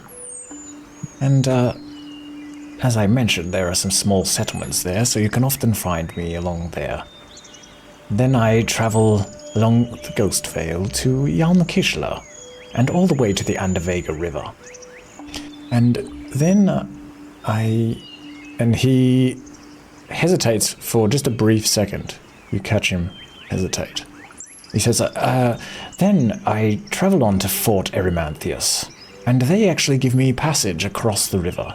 They do allow some merchants into Ulvan territory, and I have been trading for a very long time, don't you know? The Smorgons even gave me a license to carry weapons to protect our caravan. I am well respected in Gil. And so I visit many of the western communities before I return to Fort Erymanthius, and then I come north along Smorgon's Road as I have now, although as of late I often take the lonely way north also, as I mentioned. I'm trying to think where I to might avoid the be. bandits. Yes, indeed. But yes, where are you situated? Well, he kind of stumbles over his words for a second before he kind of remembers he's got a map that he can potentially use, and he'll kind of point out, well, we've come from Yanakishla here, but we're back. Which direction was it? Ghost Vale. Yes, up towards the Ghost Vale. There's a ruined castle we've taken refuge in. We have quite a large group, about 200 of us refugees from the shipwreck. Interesting. We've been allowed to stay temporarily without paying taxes while we settle ourselves, I suppose, and find a way to potentially pay taxes as part of Smorgon's territory. That is a very large group, indeed. Practically even a very handsomely sized village. But yes, I know that area. In fact, I do sometimes visit the Ungol village of Verdalade. There's a small trail leading into the Ghost Vale from Yaunakishla, from above Yaunakishla, which I sometimes follow, and I will actually visit there for the Spring Equinox Festival. It is very beautiful. And I often make a great deal of money there as well during that time, I'm not ashamed to say. I imagine it's good for sales. Yes, indeed. But I do not know these ruins. Yes, if you wish to do further business, you can certainly find me at Yaunakishna from time to time, or from Verdalade. Do you have? Can you give me directions to these ruins? Is it far from? He kind of studies this map from the trail. I'm new to maps, you see. I'm trying to figure it out. It was about a day and a half, and I think we were traveling sort of down this way and kind of point sort of diagonally to like the southeast, which is where I think the direction we were heading. Off the top of my head, without holding this up to check my map. So the ruins are like north of the trail. Yeah, and then it was we had to kind of come down, and we found a trail eventually that led to the Lonely Way to get to Yaunakishla, because we were escorted by the Ekin through there. So I'll kind of point that out and vaguely gesture like, oh, we came down here, and then it was down here, and then there was a trail here, and we ended up on the Lonely Way and headed south slightly. Yes, I know it. It would be difficult to get the wagons through the forest to the north there, towards your ruins. But yes, perhaps if you come visit Verdalade around the spring equinox, I shall at least see you there. We will try. Verdalade sounds like a nice place to go for that. If there are merchants coming through, and it sounds like in the middle of spring would be quite lovely. Yes, they are a friendly bunch. The druids there know how to put on a good show. No. Yes. Since we had a bit of a saving, how about that that wine, maybe for Pache, to just lift his spirits. He's been down for quite some time. Yes. Okay. Well, one more thing before you go. I'm sorry to hold you up. No, but not at all. What of the wine? I saw maybe some wine on in one of your carts. Is that something for sale? Why, yes, I will do a 2-liter wine skin for 4 silver pieces. 4 silver pieces. And I'll relay that back to the group and say, do we have 4 silver pieces for Pache's wine? Toggle dig around. He has an electrum piece. But other than that, 7 copper and 45 gold. So the electrum, I don't know when electrum was discovered on Earth. I've been meaning to look at this. I don't know much about it. But I think that you would have gotten that because you kind of used this manage currency button. But that'd just be like 5 silver pieces. Oh, great. So wait, how many do we need? 4. Yeah. So are we assuming that is actually 5 silver pieces? Yeah. Yeah. Okay. Cool. All right, then I guess I'll take the 25 gold and the 4 silver, and I'll just kind of hand it all over in one go and say, we'll take the wine as well, thank you.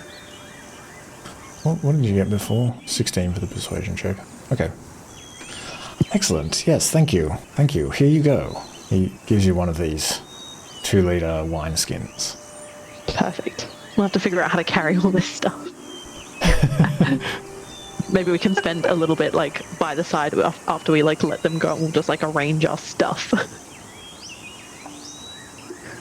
He does have 2 down everything we've backpacks just bought. that you can see. Yeah, I mean we'll just like pack the backpacks, you know what I mean? And I've got my little fishing net backpack I can put some kits and stuff in. No, but I mean, he has a couple of backpacks. He had a backpacks? Oh. He's got did he? That's pretty two good. backpacks. You see them kind of in amongst all the rest of the stuff. Yeah. You might want to upgrade your fishing net. Yeah. Okay. One more thing. So sorry. No, I'll do this all day. It's my pleasure. Storage. Maybe a backpack? Yes, 2 gold pieces per backpack.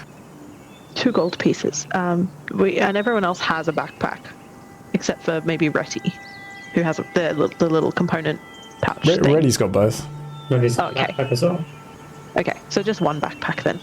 Just the one, please. And sorry, was it 2 gold pieces? Yes. Another 2 gold pieces, please, Twig. Oh, very good. Very good. Okay, so that's 25 gold, 4 silver, and then another 2 gold. And there you go. Thank you. A pleasure. Thank you, and thank you for your patience. This is unfamiliar to me, clearly. No patience required. It is very interesting to meet you all. It has been nice to meet you.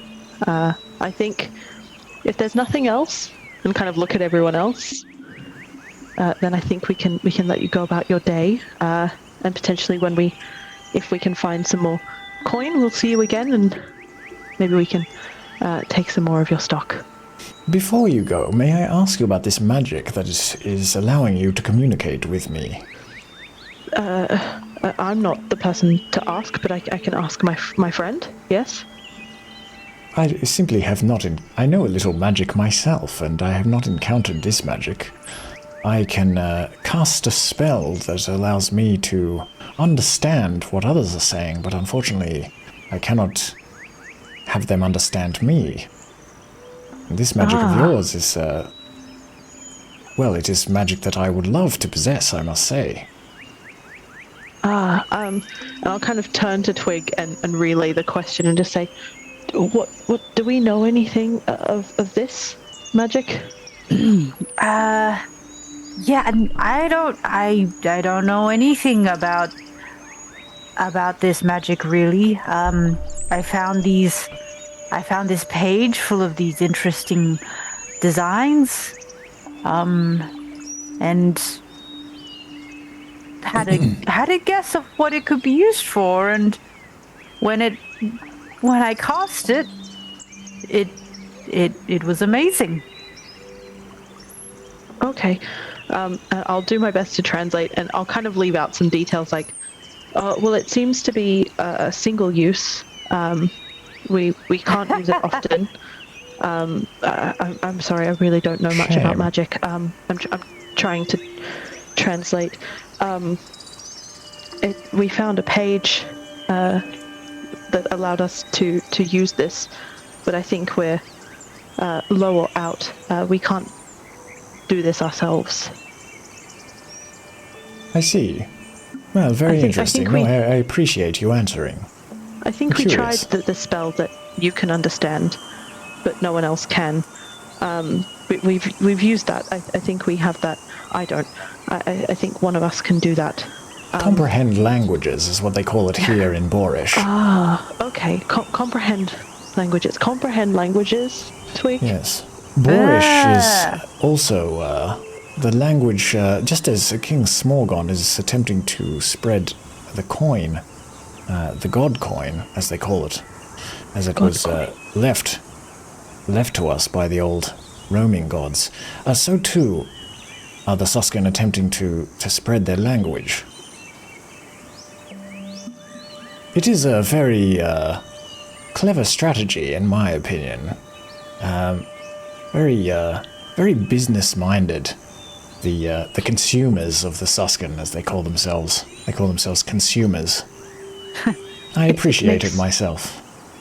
It makes sense. We have that issue. We don't always understand each other either in our group. There's a few languages that would be helpful for us, but I think we're solving that problem in our own way, learning each other's languages. Well, I am surprised that you have not encountered a Lexitor yet for the Suscan. You said that you are living rent-free. I'm sure that will not last for long, and once you are situated, they will certainly require that some of you go and learn Boorish from one of the Lexitors, for that is their one of the approaches that they are taking to ensure that everyone learns their language. Yes, we have encountered some. As I said, we did travel through Fort Yanakishla, but friendly bunch, aren't they? Quite generous. Yes. We are expecting that they will start asking for more, which we understand. We just asked for some time to acclimate, as it were, and adjust. Understood. Well, good luck with all that there is to come. And I hope you find the Ketri village and are able to rescue your friends. Thank you. We are worried about communicating with them, but hopefully someone there will know. Comprehend languages. I think that's what you said. Hopefully we can talk to them. Yes, that spell is known in many villages. Okay, good. That's good to know. Thank you for your help and your assistance. Wonderful, wonderful. He bows again multiple times. Enjoy the rest of your day. And Thank you.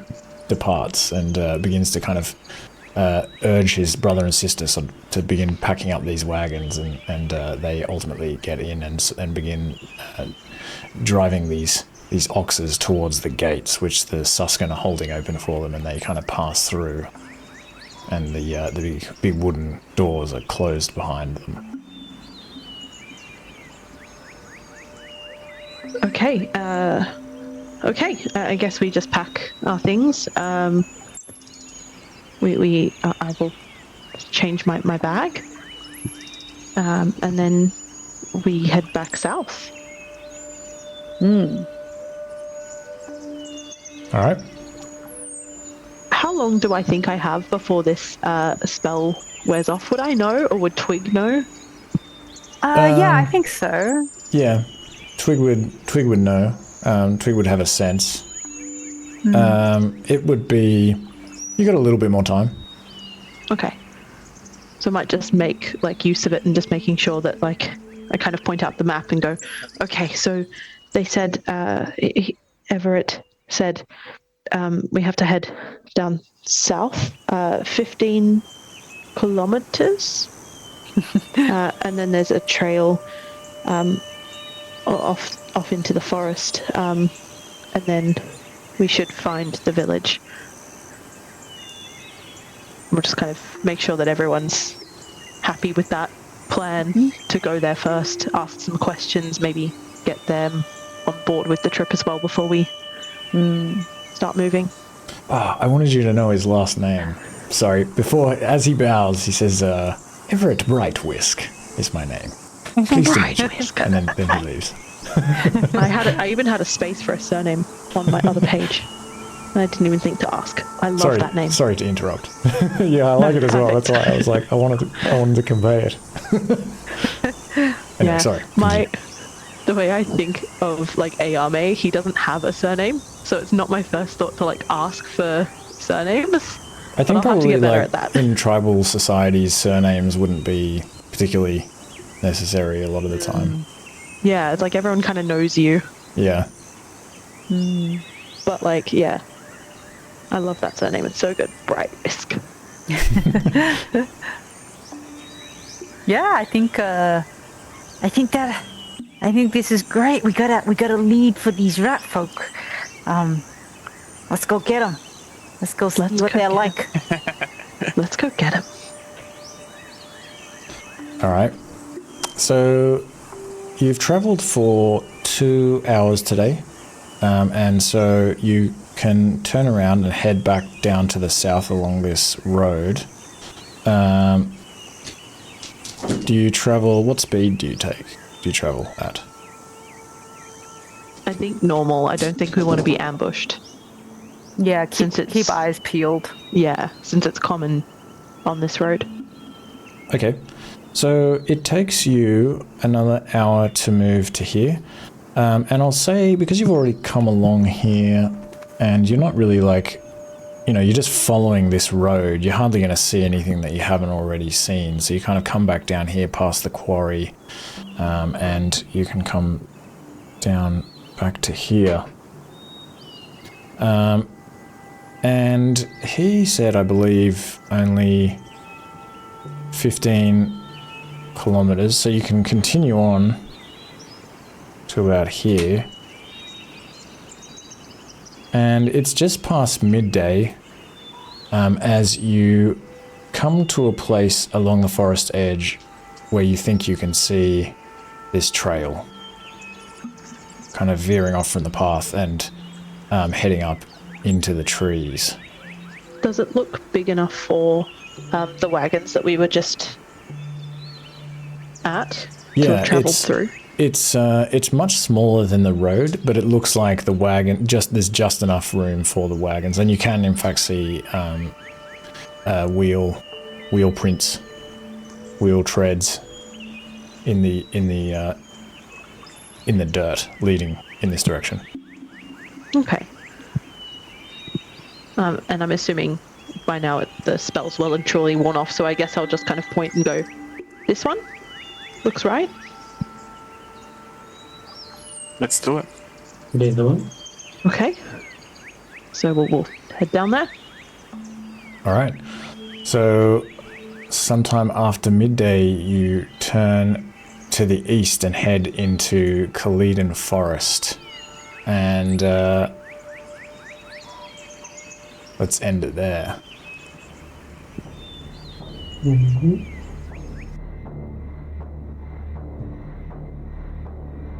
And That was so fun. I'll give you some Interesting. experience points. I thought you guys were gonna let Everett go without speaking to him. And I was like trying to hold my tongue. I was like, no, I mean, if they want to let him go, they can just let him go. No, I definitely, as soon as you said there was like crates and they had stuff hanging off the wagons, I'm like, okay, we need to talk to this person, but I don't want to immediately talk to them off the like road so that they think they're being ambushed. So like, Yeah, let's I keep was distance like- for I now. was trying to think of like hints I could reasonably give without like, you know, like railroading you. But yes, I'm glad that you spoke to old Everett Brightwhisk. Okay, let me see. I was so sure he was gonna like mess with us. Fleece us? Yeah. I'm still not sure on that conversion rate. Are we talking as 10 silver to gold? We should get corroborating evidence. Yeah. Yeah. Well, he's definitely like, Yao Mei is definitely like, oh, I think he was trustworthy, but like, yeah, definitely gonna ask someone else. Definitely gonna talk to someone else. We needed too much to not talk to some sort of merchant and buy a bunch of things, so I'm glad we did that. Yeah. Yeah, Now we're nice. like well equipped. I do have a list here. I don't know what, who wants to take what, but I've got everything written down and also how much it cost us. Cool. I've taken the gold away. I think it was like 25 plus 4 silver pieces. Plus another 2 gold. Oh yeah, plus another 2 gold. Yep. Yeah. Did you guys want to do it now, quickly, before you shoot off? Just like Yeah, that's what I'm thinking. divide it. So what do you want to Line up divide Vindaris. all of the gear? Yeah. Okay, yep. So I've got weaver's tools Who wants and those? leather worker's tools. Where would you like me to put this? Sorry. Oh, if you just want to post it, I'm just trying to think. Yeah, I can just write post it it all in out, yeah. in Foundry if you want. Oh no, if you have to write it out, just read it out to me, and I'll stick them in. Yeah, that's fine. I've got it all listed. So yeah, weaver's tools. So who wants the weaver's tools? I was going to say, all the miscellaneous ones that no one wants, Vindaris is happy to carry. Okay. With his bone saw. Yeah, in the backpack. All right. So if nobody calls out, I'll just put it into Vindaris's. So weaver's tools. Leather worker's tools. All right. Wood carver's tools, which were I think for Vindaris anyway. Yeah. Yep. The herbalism kit, which if no one else is proficient in, I'm happy to take. I think 3 of you are proficient in herbalism kit. Okay, so I'm happy to Oh, take hey, that. That's I right. am, but nah, you're fine. Go for it. Okay, herbalism kit in Yao Mei's character sheet. Cool. We bought 70 centimeters worth of hemp string. I'll let you add that manually. Yep, I can do that. Oh, wait. Add. Oh, string 10 feet. Yeah, I'll let you Whoa. add that manually. Yeah, that's fine. We bought 200 grams of salt, Okay. which salt. I think Maybe a Twig already refuge? has some salt. Yeah, I might take that. It's okay. Yep. All right. Unless Salt. because of use. Bag of I salt. wonder if it's so like 2 Himalayan of them. salt. All right. Weird and pink. Himalayan rock salt. Yeah. Or chicken salt. Chicken salt. Ooh, chicken That salt. would be good. I'm leaning towards chicken salt. We bought lead-based ink, which I think is specifically for the spell users more than anybody else. Okay, that does make sense. I think. Okay, Twig, I'll give you some ink. Okay, thank you. We bought some herbivore rations, which I figured, I mean, I'm happy to take. I do have that in my inventory already, but I have 0 quantity, so Yep, I'll let you do that. cool. The bloodhound fur, which I'm assuming was for Reti. Ready, I'll let you add that one manually. Whoever was missing a Bloodhound fur. water skin, you can now So have yourself a water skin. Does everyone else have 2? Was that confirmed? We've all got one. Oh. Okay. I'll give it to Reddy. So you've got 2. Sure. We each have a bedroll now, so everyone should have that. Okay, who had the bedroll before? I think it was Ready? Retty. Okay, sweet. So bedrolls coming up. Get your Magic. bedrolls. I need to swap out my fishing net backpack for an actual backpack. All right, backpack. Okay. And then the last thing was the wine. And okay, so Vindaris, wine. Oh, okay, I've got a jug of wine. I will. Maybe I'll leave that to you as well to enter Vindaris. okay. I can just bring them a water skin. Oh, okay, a water skin of wine. Yeah, water skin of wine. Or else I'm happy to take it. I don't mind one way or another. Oh, it's good. All done. Okay. Nice. Well, I wrote down specifically that we were buying 4 herbivore rations, so I've put 4 in my inventory just so that everyone's knowing I'm not trying to fudge things. Sweet. And that is all the stuff we bought. Okay, and so where do you want to go in the next session? Are you going straight for... Why do I keep forgetting what it was called? Arborshire. Arborshire! Yeah, I think that's where we're going. All right. To see the Ketri. Which are squirrel folk, as I think you were already told, I think, by Zaglo, Captain Zaglo. Yeah. Oh, yeah. Right. Cool. Yeah, Nice. he mentioned that they were thinking of allying themselves with King yeah. Smorgon. That's right. Cool. Not if we can help it.